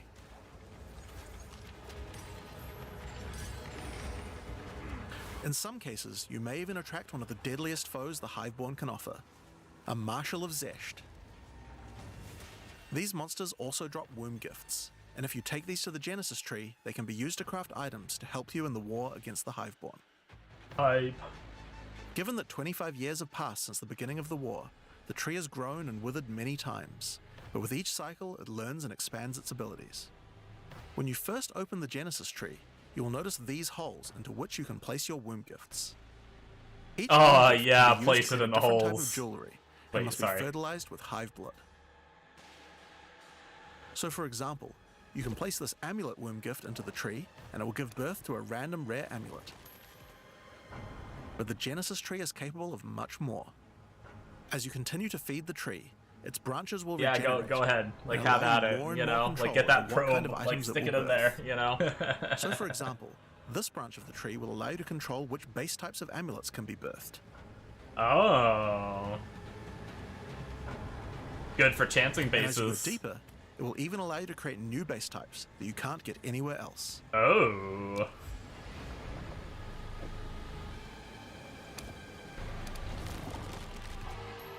Like this one, which gives you an entire spirit Hello. skill for free. Grant skill level 19 Eternal Rage, -1 prefix, -1 suffix. Interesting. Or this one, which has a rune socket in it. This item gains bonuses from socketed items as though it was a helmet. Ah, okay. That sounds like you. It's Eternal Rage, yep. Sounds like our slammy boy McBombo. To the left and right are branches that will let you control which mods the amulet can get, including making sure that they're higher level, or controlling which specific mods that they will always have. Damn. Alright. With 15 points to allocate, you will have to choose wisely how you want to specialize your crafts, but it's worth noting that this tree doesn't have any cost to respecking it. Yeah. You can enable or disable the nodes at any time by clicking on them. On rings, we've also added some really interesting new crafting options as well. You have a bunch of new base types like these, but you also have entire new classes of mods that can be added. The Nice. right-hand branch of the ring tree adds an entire new set of caster mods to rings. From basics like extra elemental damage for spells, or more niche options like this mod that increases the rate you gain seals for Unleash. Oh. And on the left-hand side, you can unlock an entire new set of mods for minion characters. Ooh. Hello. This stuff is actually pretty important, because casters and minion builds didn't have as many slots with interesting item crafting compared to attack builds. The Genesis tree narrows that gap. There are also trees for belts and currency. Breach I is won't gonna go be into best them in too slot much here, again. But there are all sorts of goodies in these too, like being able to create new catalysts for jewels, Oh, damn. or a belt that gives lightning damage. Once you've done enough breach encounters, you may finally get a worm gift capable of birthing a breach stone.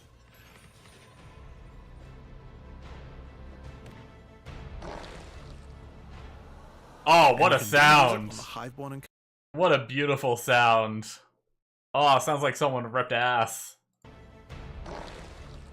Oh. and you can then use it on the Hiveborn incursion.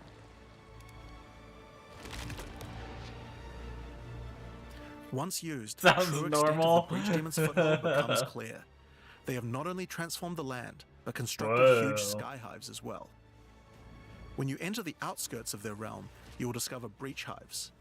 Using the power of the Keepers of the Flame, I these thought that was otherworldly just structures me. can be burned away when walking through them. But for each one destroyed, more of the Hiveborn will attack when you attempt to purge the hive. Because you did, in fact, rip ass.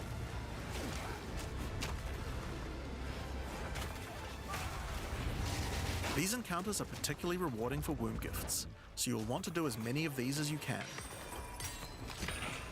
But your real goal are the sky hives deeper You into the excited to domain. breach again, Bombo, for the 4th league in a row? These twisted creations are securing the demon's entry into our world. Inside the very center are the Breach Lords Tool and Ash, and you'll need to defeat them if you want to get rid of the foothold once and for all. Yeah, I mean, we don't know how powerful it's gonna... It looks pretty powerful It does look pretty powerful in this, yeah.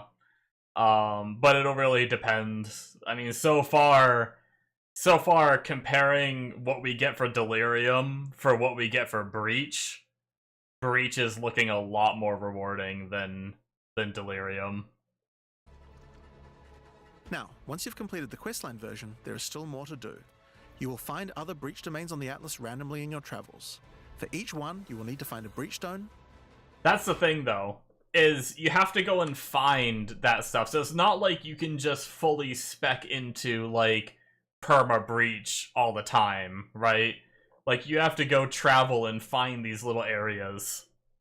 Like he was just saying. I mean, most builds are AoE. Like, most builds you play, because mapping is AoE killing, you want AoE killing, typically. So,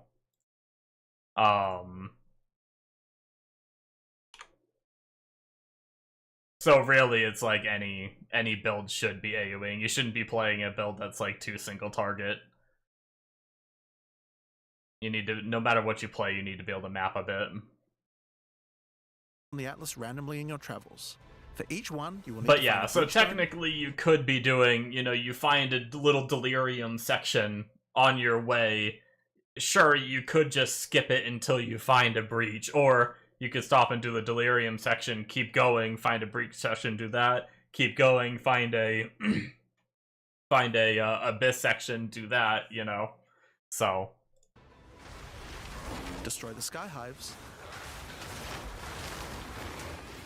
and defeat the breach lords. And doing these encounters But is what will give you access maybe to breach fight will be Zesh, so good it's the better just existing to breach haul pinnacle ass to the boss, next which you can breach. access by communing with the Dreamer himself inside the monastery.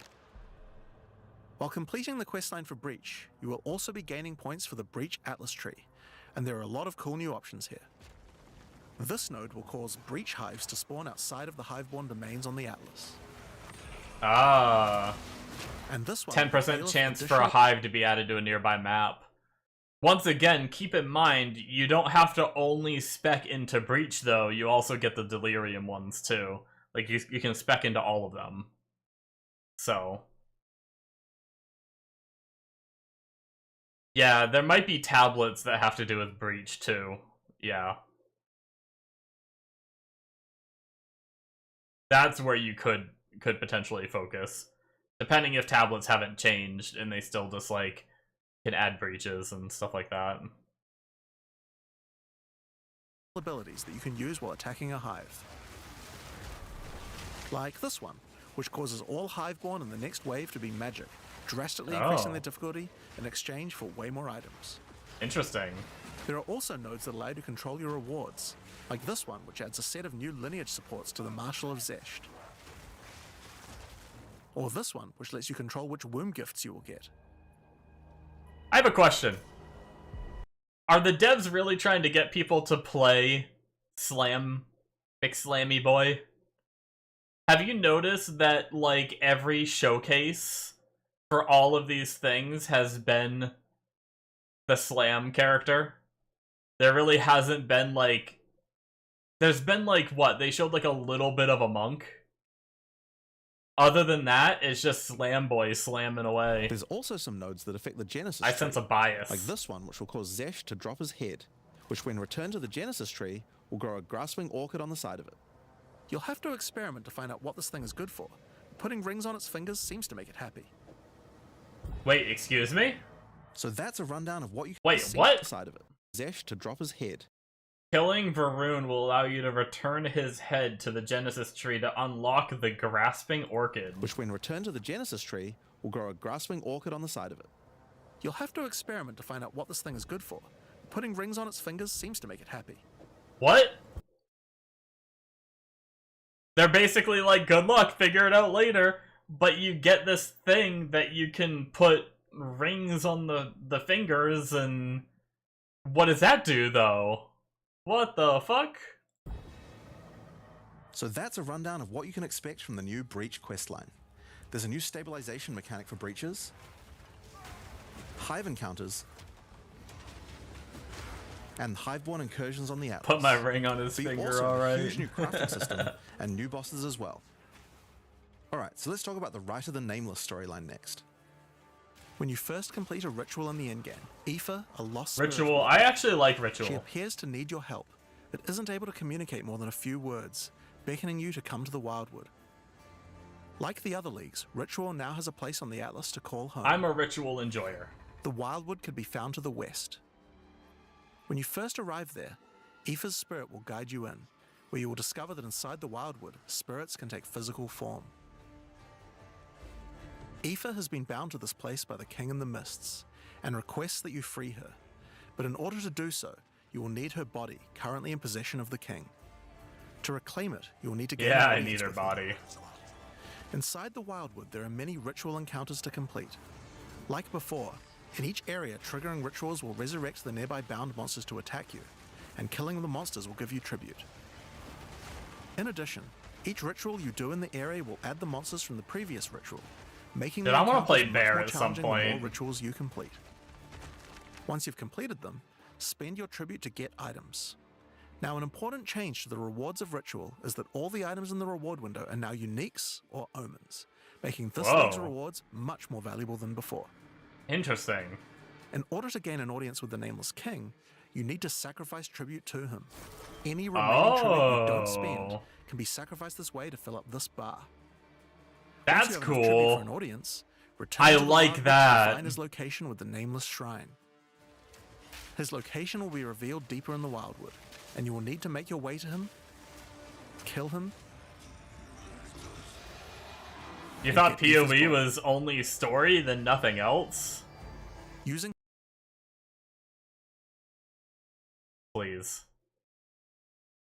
Frickin' PoE has had... The PoE is so much content.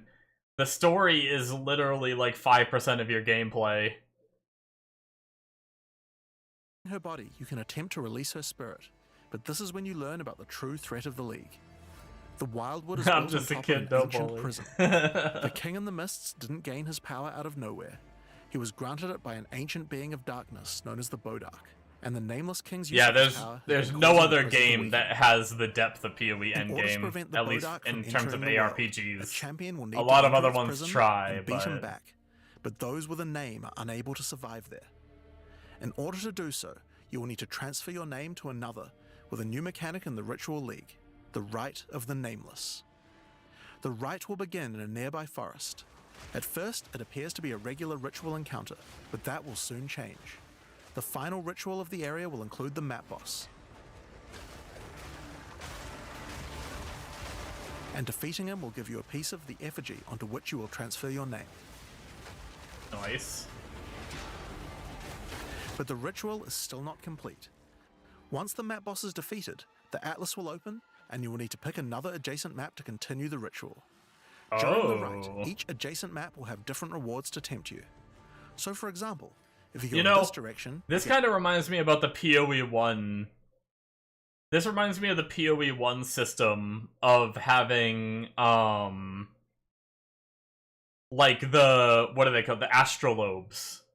Where you, like, chain the maps and they, like, get better each one that you chain. and significantly more tribute.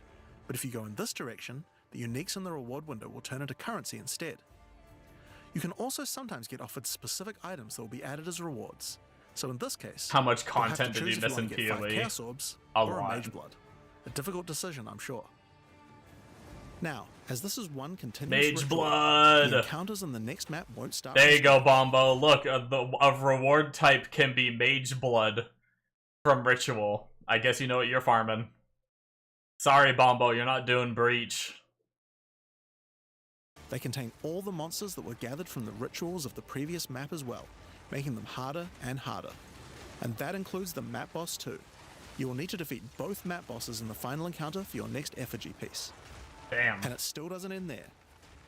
that's kind of Pick wild. another map, another reward, and add another map boss to continue. Oh until the my ritual god, of the he's Nameless fighting is 4 complete. map bosses at It will take once! 5 What the maps in all, fuck? and will be an incredible challenge. That's But once actually complete, nuts. You can return to the What the Wildwood to fuck? perform the final rite. I want this. Transfer the name to the effigy, adorn the crown of the Nameless King, and enter I don't the know if I prison. like this anymore. I don't know if I want it anymore. Now, of course, once the pinnacle boss is complete, the League I don't doesn't know end if you there. can empower them with shrines. I don't know. As you do rituals on the Atlas, you can continue to give tribute to the King in the Mists for another audience.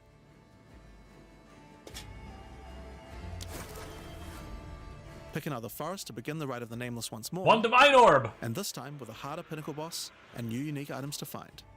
Of course, we've also significantly upgraded the Ritual Atlas tree. Get points by completing maps in the Wildwood, and you'll be able to unlock some pretty cool nodes. Some of them affect the Right of the Nameless, like this one, which extends its duration. You thought fighting 5 map bosses at once was hard? Oh How about my 6? god. How about 6? You motherfucker. What the fuck? Oh, 6 map bosses at once. That's wild. Map bosses in PoE2 are no joke. Like, they can, like, depending on your build, sometimes the map bosses can just slam you and one-shot you. Like, that's actually kind of insane. They should have made it 10.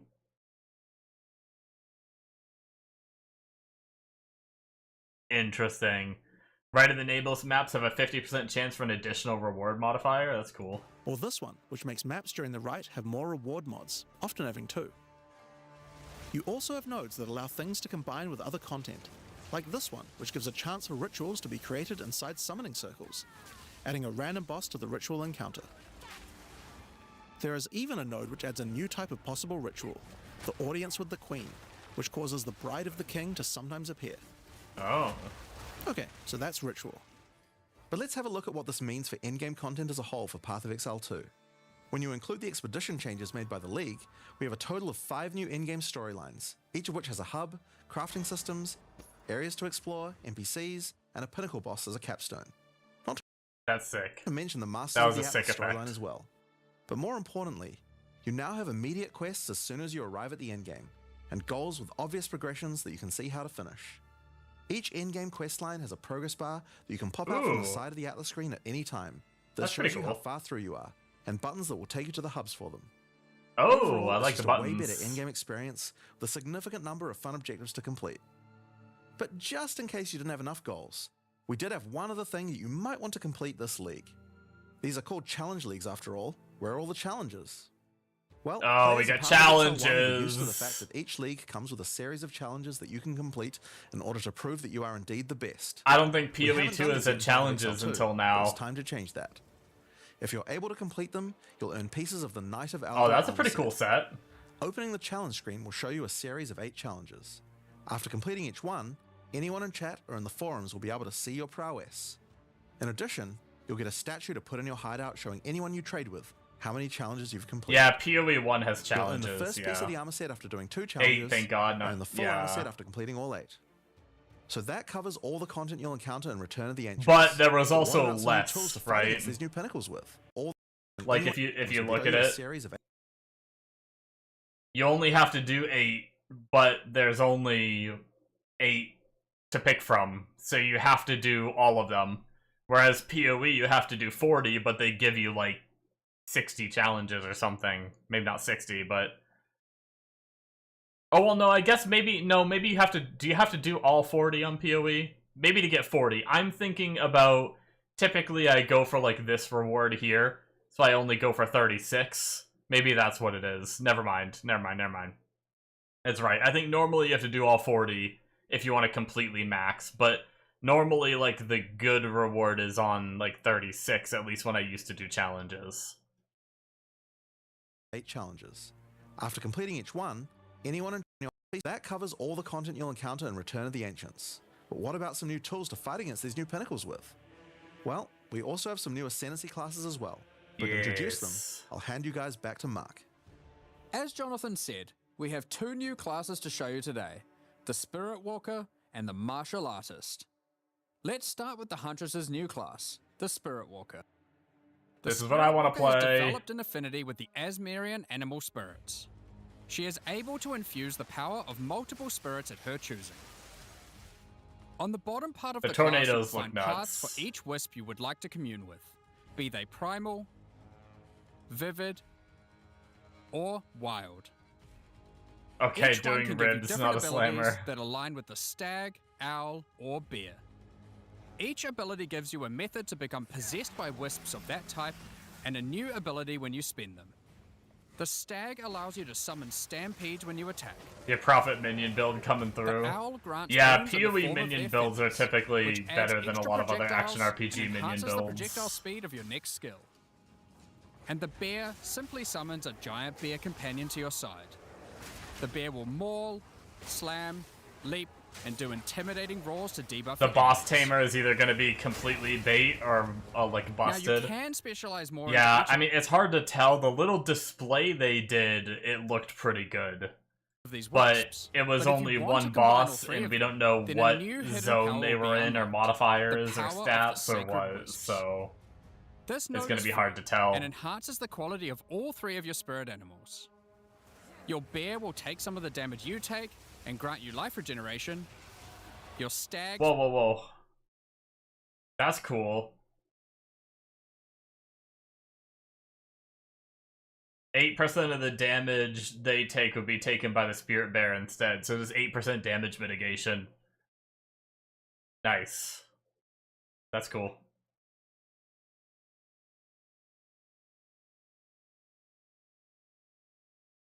Also, Soaring Ground grants 30% increased evasion rating and 40% increased damage while on full life to you or allies standing on it. So that means your other minions standing on that would be able to get a little boost every now and then. That's pretty cool.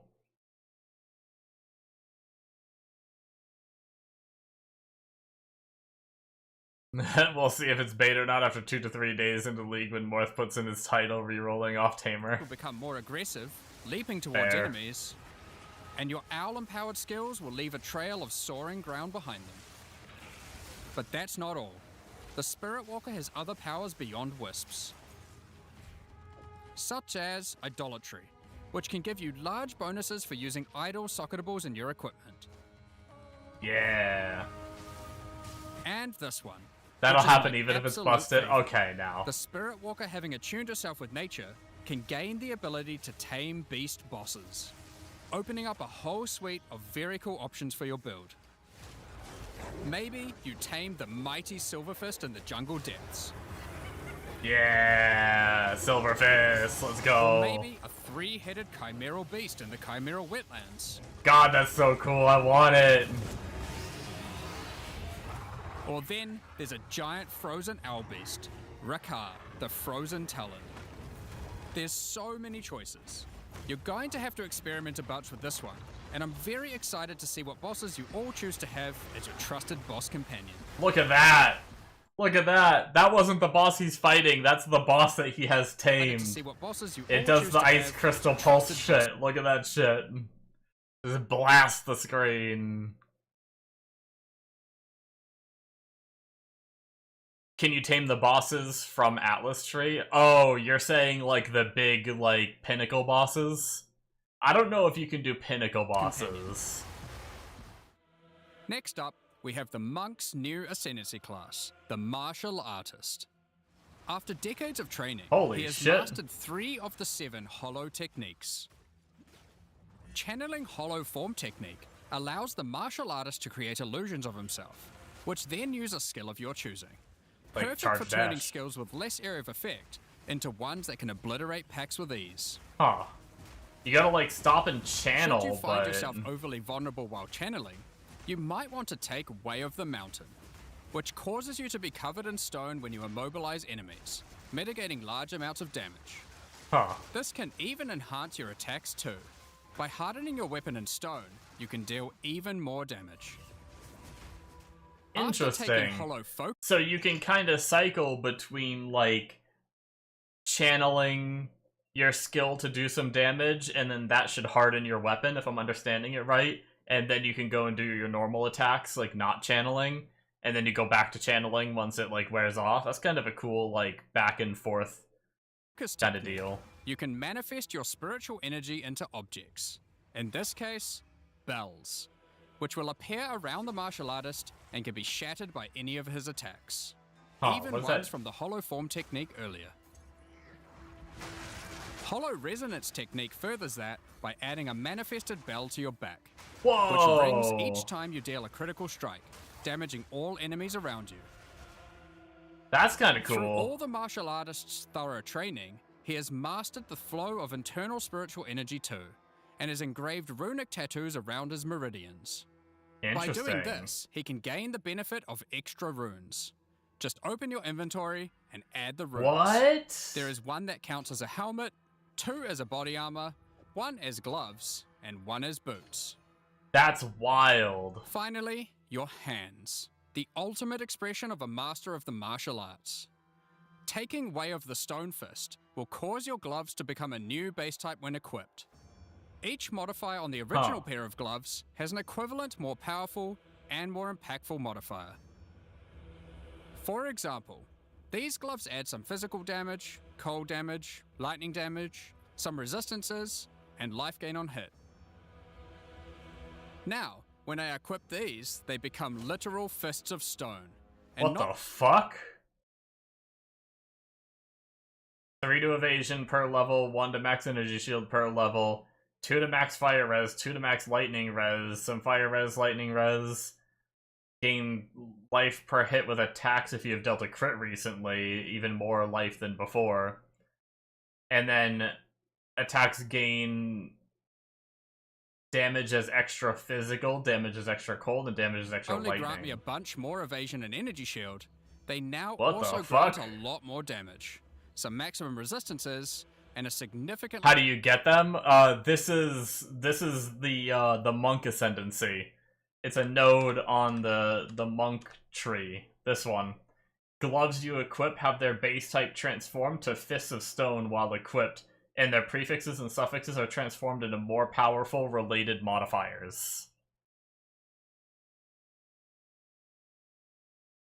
Cold and not more damage, some maximum resistances, and a significantly higher amount of life gained on hitting enemies. Did you see this too, Bombo? I think you might have been doing your ribs.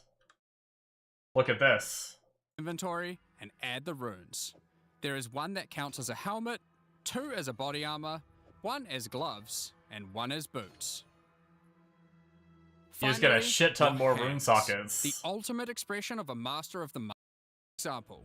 These gloves energy shield and a significantly higher amount of life gained on hitting enemies. With all the different rune combinations you could do, and the different modifiers on gloves, there's a ton of different build Slam options, monk. and we're looking forward to seeing what you can come up with. You might be able to. Now, with so many new bosses in Return of the Ancients, of course we want to have a huge number of unique rewards. There are some pretty cool things in here, so we wanted to show you a few of them. Twisted Empyrean is a two-handed mace Your first made from the PoE2 purest of league, you Varisi, played monk. combined with the beast's The corruption. combo playstyle is so Convert satisfying. all of your Yeah, the base's monk skills was... fire damage. So I kept trying to do monk. I couldn't get into it, but I've always liked watching it. Like, watching it, it looks so much fun. For some reason, I don't think I ever got geared enough to enjoy it as much as I wanted to. You played when attribute stacking was OP, it was ridiculous. Yeah, that build was nuts. to cold, and visually does so too, turning your volcanic fissures into glacial ones. Oh. This space also comes with its own built-in skill, Starborn Onslaught. Using Glory, you can leap backwards, throwing your mace at the ground, creating Verisium fissures, before calling behind it a storm of cold, metallic bolts from the stratosphere. Yo, that's kind of sick. Next, we have Eventide Petals, an amulet that not only grants runic ward, but also comes with its own reservation skill, Midnight Zenith. This skill causes your critical hits to grant Arctic petals that hover around you. Huh. Once you have acquired enough of these petals, they will be consumed, creating a floral ice crystal near an enemy. Then, destroy that crystal to do devastating cold damage to everything around it. The Raven's Okay. Flock is a staff perfect for minion characters. Not only does it grant spirit reservation efficiency and minion damage, it also allows your minions to inflict grueling madness on hit, slowing enemies and making all other slows on them more powerful, for maximum crowd control. That's not where this item shines though. It grants a skill Righteous called Fire. Spiraling Conspiracy.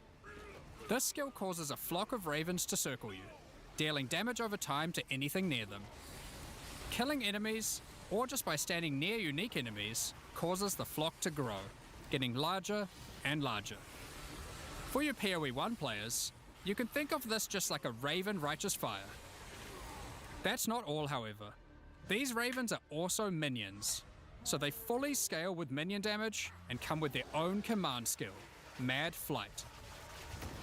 This command skill causes your flock to create a tunnel of deathly damage between a set of illusory mirrors, obliterating anything in between.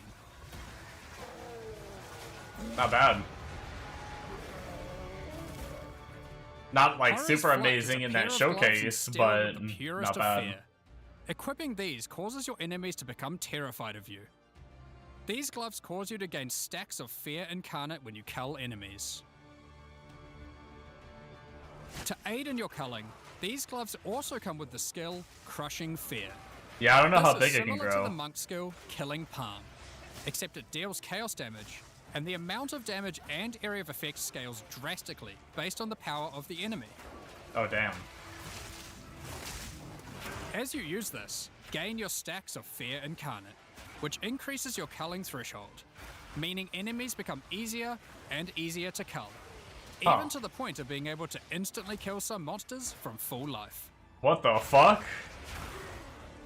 Sylvan's Effigy is a scepter for those wanting to run companions. Yeah, this It is allows what you to have- people have been strongly debating whether this would be worth it or not. You can have any number of companions of different types. This is where some people are saying it might be worth it. You get the Asmarian Wolf. You get like some okay spirit, but you don't get like the plus skills and all kinds of other things that help minions be strong. But being able to have any number of companions of different types lets you do like a crazy companion build. Is a one-hander, yeah. So some people are saying that this is bait and you shouldn't use it, but some people are saying it might still be good, but we'll have to see. Also, some people are saying that you can take this modifier off and put it in that jewel or rune, whatever that is. Any number of companions of different types, instead of the normal restriction of just one per type. But what makes this cool is the Asmarian Wolf companion it comes with. Looks sick. This is a persistent minion that bites foes to maim them, leaps to cause bleeding, and even howls to buff nearby allies. Additionally, it comes with the command skill Eternal Hunt, which when used it will howl, calling on the spirits to manifest spectral wolves to ambush all foes around you. Liminal Coil is a crazy wand. It allows you to apply as many curses as you please, What the but fuck? those curses will have no effect. What's Oh. the point then? 2 reasons. Firstly, your spells gain a bunch of extra physical and chaos damage for each curse on enemies. Okay. Secondly, is the skill it grants called Coiling Bolts. This skill is a projectile spell that fires coiling physical What? and chaos projectiles with every cast. That already What looks makes this nuts. skill truly special though, is that it will split and chain through every cursed enemy, causing an absolute ruckus. See for yourself. That already Periphery looks is a pretty unique cracked. bow, which utilizes all the powers of the Asmarian spirits by dealing damage of all elements. And all elements can cause all ailments. What the fuck? The coolest thing about this bow, however, is the Asmarian Swarm skill. These are minions that are summoned when you kill enemies. They What will the heck? pursue all nearby enemies, damaging them and inflicting a debuff on them that boosts your elemental damage even further. Watch as you mow enemies down, and the swarms of Asmarian wisps aid you, melting Yeah, it's a enemies new one bow. screen at a time.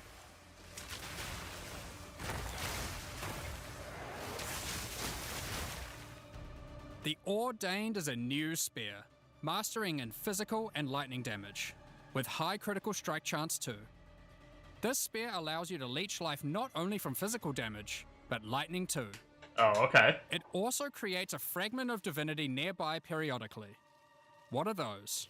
Well, this spear has the skill Righteous Descent, What which the is an fuck? epic, divine leap, aided by angelic wings.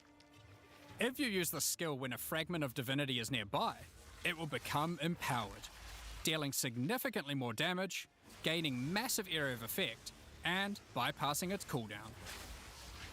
When Damn. fighting a boss, let a bunch of the fragments spawn, and then just unleash your divine havoc, obliterating them. Damn. Last, but not least, we have a new unique jewel, Voices. There it is. Voices is simple. It consumes 1 jewel slot to add more.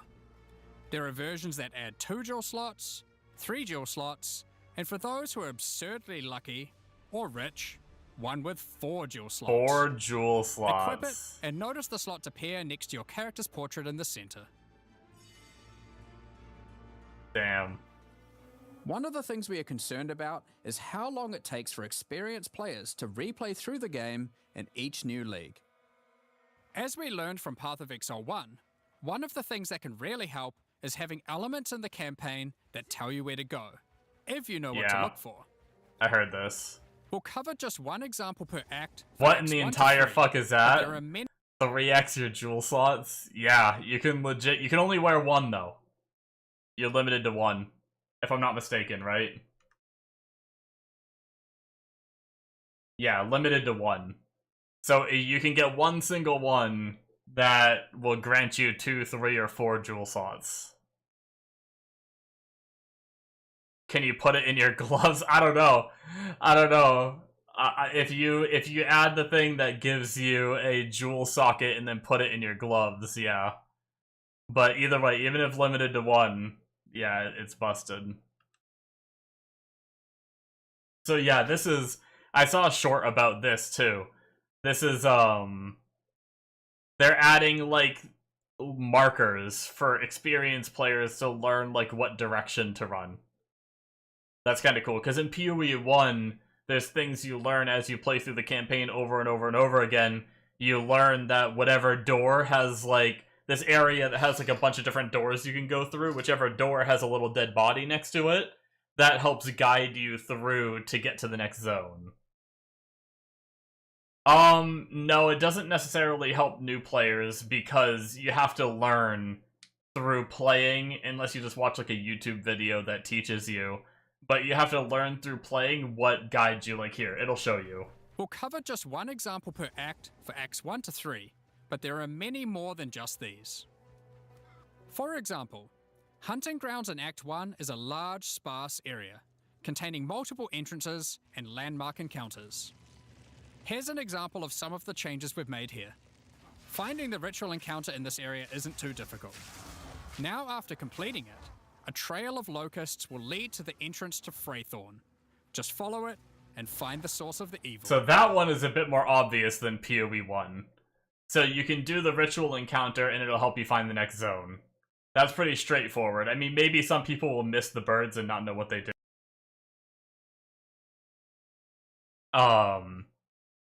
But for the most part, I think that's pretty straightforward.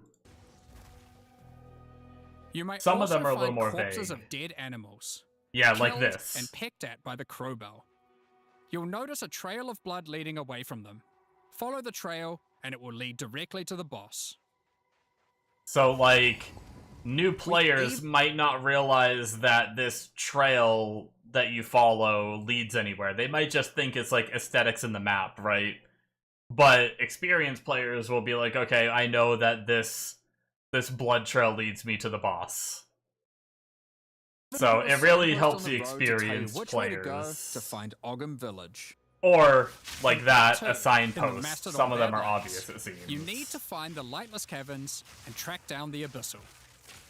Now, to make this quicker, in the level you'll find these cracks. Just follow them. Yeah, and it will once take you again, right to their lair, those cracks are allowing you very to find vague. and unlock the Well of Souls. In Act 3, the jungle areas have camps of explorers to sell you items. However, they are now even more useful. By talking to the explorers, they will point towards the next area. Not only that, but it will also reveal it on the minimap, so you can know exactly where to go. Oh, okay.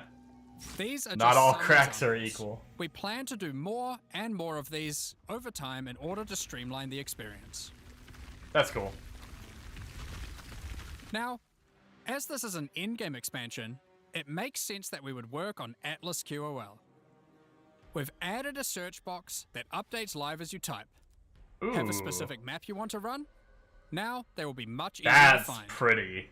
If I there are like the multiple dark maps, and... hitting enter I will love, move you I from love map cock. to map. Yeah, I love Now, cock too. Making a character build in Path of Exile 2 can be pretty complex. And instead of designing a build Ah, yourself, yes, this. I many did see players this. enjoy following online build guides. We have a pretty awesome community that has built many tools over the years for designing builds, but we wanted to improve the experience of following them. So, we are introducing a new build guide system directly into the game client. Here's how it works. Community creators who write build guides can now create a new file format, a build file.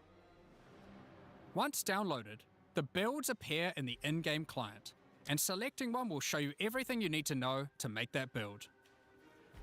So you can see all the passives you need to allocate, ascendancy points you need to take, skill gems you need to equip, and recommendations for all the support gems you need to use as well.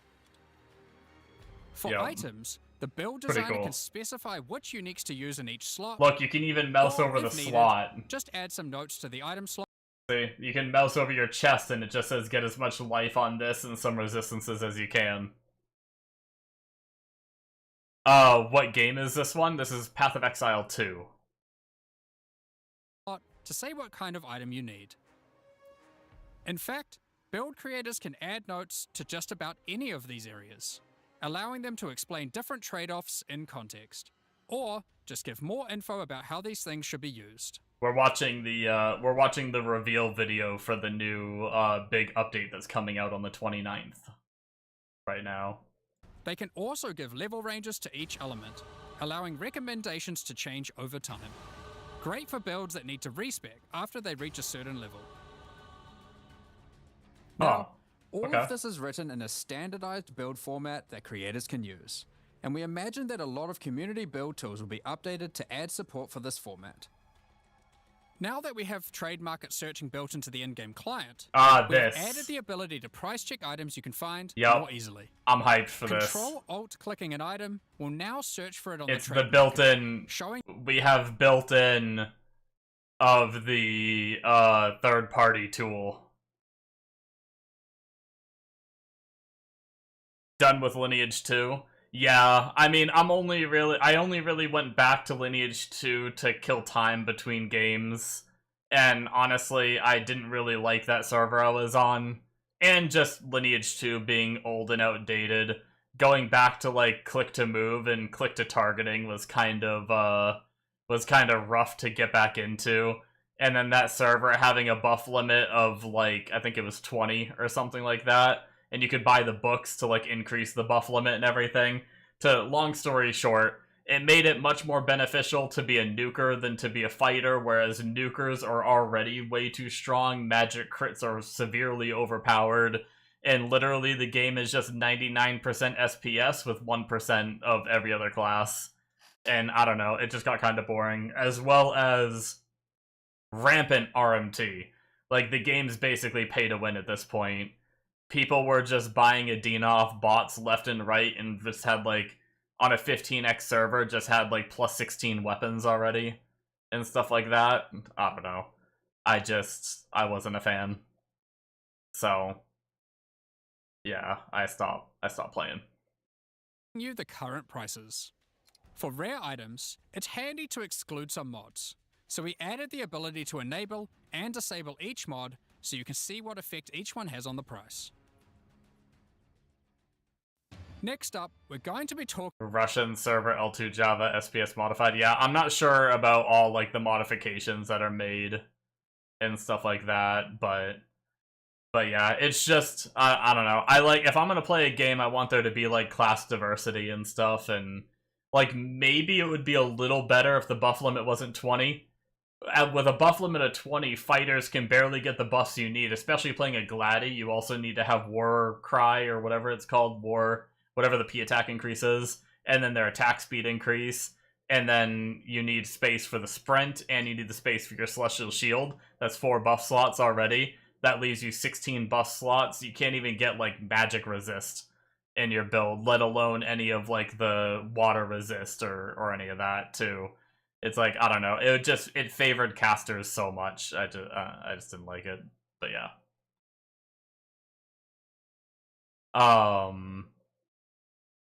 It'll only be a matter of time before, like, Mobalytics or Maxroll just adds a convert button to create the file. Yeah. the file looks like it's going to be a pain to make right away, but once POB, Mobalytics, Max Roll, all that just converts it to a file, you can just get the file and pull it out. There is a path of building for PoE2, but getting the in-game, like, it doesn't have an export for this file yet. This file is brand new. So this file is gonna, all these different platforms are gonna need to update to make use of this file. So it might be a little bit before we see too many builds using it. Or maybe they'll be able to do it real quick. I don't know. I'm not a programmer. I don't know how hard it's gonna be. Talking about the new supporter packs for Return of the Ancients. Today, Supporter we're launching packs. 2 new series of supporter packs. The Blood Reaver and I already Divinity saw packs. some of these. Each tier but contains the pack's full face value in points, alongside we several looked at the exclusive store page already, so I microtransactions. saw what they look like. As always, the microtransactions in these packs are purely cosmetic and do not affect That your character's lightning power sprint- or progression. Hold on, that lightning sprint looks so much better than the tooltip. Yeah, I think they're already, the new ones are already on the site, I think. So I think they're ones we've seen In any way. on the store. The Blood Reaver series of supporter packs contains 6 exclusive microtransactions. Let blood fuel your Lightning bloodshed. sprint The with lead, Exsanguinator yeah. weapon effect draws the blood of enemies you've slain and that's funnels it kinda into your cool. weapons. You get to Turn sucky the him. appearance of your Did he endurance, say sex? friend- Did he? The microtransactions. The Blood No, Reaver 6. series of He supporter said packs 6. contains 6 exclusive microtransactions. Let blood fuel your bloodshed. The Exsanguinator weapon effect draws the blood of enemies you've slain and funnels it into your weapons. Turn 6 the in appearance of Kiwi. your endurance, frenzy, and power charges into orbiting globules of blood with the Blood Reaver charges. While your charges are active, these blood orbs will grow in size when you absorb more blood from nearby enemies. There are options to have pure blood charges, or charges that still display which kind of charge they are at their core. Ah, that's neat. A taste for blood doesn't negate a taste for style. The elite Blood Reaver Oh, you armor can open or features close crimson the helmet. leathers and golden accents to set yourself apart from uncivilized leeches. It also features a back attachment, fashioned out of the wing of a colossal bat. Alongside every Blood Reaver is their trusted gargoyle pet. In true gargoyle fashion, they take the form of a stone statue when you are idle, leaping into Nice. action when you're on the move again. What good is immortality if you don't have a vast mansion to come home to at the end of the day? The Eternal Blood But, Reaver yeah, supporter no, the pack set doesn't contains look the super Blood Reaver good. No, Mana I Hideout. agree. This exquisite two-story I'm not the estate biggest features fan an of the organ, sets this league. a grand dining table, and cages for your visitors. Visitors, You can yes. alter the walls to create as many or few rooms as you like. Pretty cool hideout, though. Last but not least, the Servant of the Manor, eternally bound to the Order of the Blood Reavers. This henchman will manage your store, so you can spend more time spilling blood. Cage for Marth when he comes over for a cup of tea. No, no, no. Won't disappoint you. But if we do, Oh, yeah, PoE has always had crazy hideouts. The Divinity Pack series also contains 6 exclusive microtransactions. Call on Divinity to aid you in eluding enemy hits with the Divinity Dodge Roll effect. As you sprint, That looks actual pretty divine sick. lightning wings will form out of your back, leaving a trail of radiance as you engage I like or that. escape from combat. For situations that are too dicey, call on the gods above The to portal send looks down pretty the cool, Storm too. of Divinity portal to create a safe passage for you to retreat through. Yeah, you get the portal effect at the Adorn yourself $30 with the Knight of tier. Divinity armor set. I don't A like the armor highly set once revered again. attire only bestowed to those deemed worthy for the divine I might cause. just be buying the $30 pack. Equipping the Divine Surge character effect empowers you with a storm of divine energy. Using skills causes the storm to burst from your character, spilling raw divinity into the area around you. The Arbiter of Divinity wings are the final piece remaining to emphasize the force divinity has over Okay, this the realm. wings are kind of cool, though. This ancient precursor machine was found locked away in a highly guarded vault. Its original purpose is unclear, but it has been altered to fuel your maps using the pure, everlasting divinity within the statue. The pillars surrounding represent how many portals you have left for your map. Oh, that's cool. This map device also tracks your progress as you complete the new Origins of Divinity storyline added this expansion. Oh. Additionally, all microtransactions from the supporter packs That map will device be is made cool. available for use in Path of Exile 1. The wings, the On map release device, weekend, and the lightning we will effect also are be cool. releasing the Return of the Ancients mystery box. Yo, look at which that will contain shoulder. 2 armor sets, a set of map devices for your in-game adventures, a new tracking scroll that records the amount of currency you've gained from the currency exchange or your shop, and How much is that pack? Well, it's different things for different amounts. The portal effect and the lightning sprint are $30. The armor set comes in the $60 and probably some other parts of it too. But then if you want the map device, it's like in the $90 version. much more, like a set of finisher effects and affinity stashes. That's not all, however. The Fragment Stash tab is finally coming to Path of Exile 2, Nice. and with it comes some tabception. Inside this one tab, there's a tab for your various boss key fragments. Tabception. There's also a tab for all your precursor tablets, with each type of tablet getting 6 tabs of storage. Yes, Finally, yes, there's a tab for your gem barriers yes, and inscribed ultimatums, both of which get their own 6 yes. tabs. That's a lot of tabs. So that's everything in 050. This is by far the biggest update we've ever made to PoE1 or 2. New in-game storylines, pinnacle bosses, crafting systems, items, ascendancy classes, and so much more. Now, because this update contains so much in-game content, we're doing significantly more testing than usual. For that to happen, we're taking a little longer than usual between the announcement and the release. 050 will be released in 3 weeks on May the 29th, with the patch notes being released on the Friday before that, on May 21st. But there's just one more thing to talk about. Now that the endgame is up to scratch, we have to start talking about our plan for 1.0 I would assume the Fragment tab is free for the PoE1 players that have Fragment tab. That's what they promised anyway. It's still called Fragment tab. I feel like we should get it. release.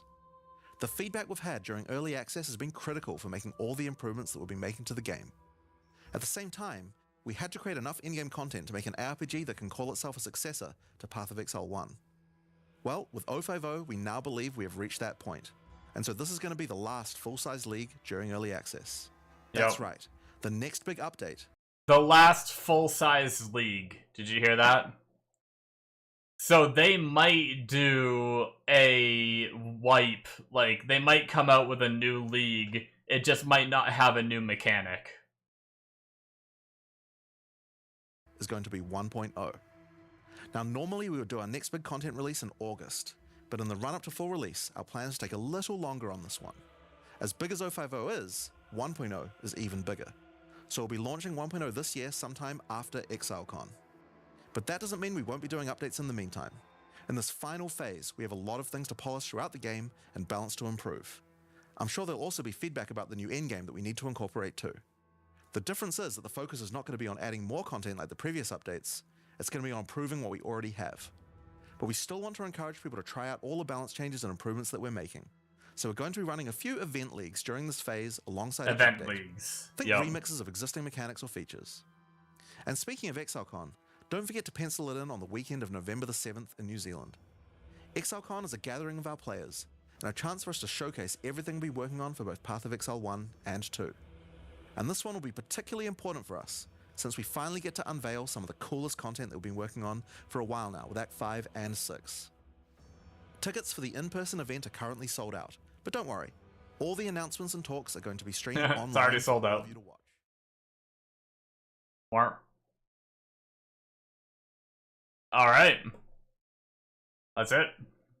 We did it. We watched the reveal video. Yeah, I think the tickets went on sale like a while ago.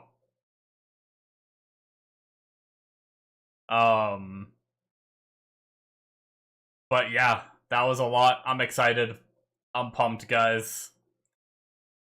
It's really, it's gonna be fun. I need it. I need it! I'll definitely be streaming some Godforge. I might do some side-by-side. Like, I'm thinking about You're dropping Holy Grail when release. Oh no.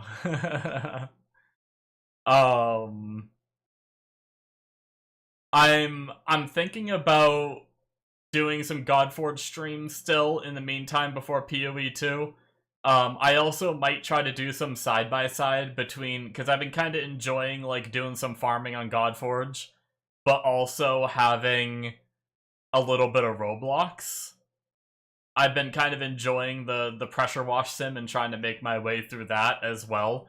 So I might do a little bit of both. So I'm thinking I might do something like, I might have, like, you know, my Godforge be like half the stream or something like this, and then maybe have like the other half be some Roblox, something like that,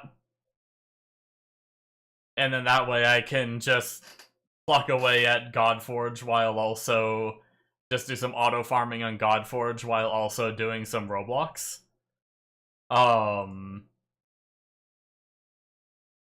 But yeah, I'll try to adjust the format and get it to be something that looks somewhat decent. I'll have to try to figure out how I'm gonna do it and all that as I go. But that might be something I do because I did learn that the Pressure Wash Sim 2 has a rebirth system. Once you finish all the rooms, you can rebirth, and I'm always a fan of the rebirth systems in there. I'm always the kind of person that I want to keep grinding and do more and more rebirths. I'm guessing each rebirth, like, increases the amount of money I make and everything, so I'm kind of excited to go ham on that until PoE2. So, probably be doing a mix of Godforge and that until PoE2, and then we'll be blasting PoE2. But I think that is going to be it for me, though, guys. It is 5:17 a.m., that was kind of a lot to go through and everything, but yeah, hopefully you guys enjoyed. I need to go use the rush. I've actually had to pee so bad, but I knew we were getting like towards the end of it. But for probably the last like 30 minutes, I've had to pee so bad. But yeah, I'm gonna head out and go make some food and get ready for bed. But we'll be streaming tomorrow night for some more Godforge and some more probably Roblox on the side. Thank you guys, and I will catch you next time. Bye-bye.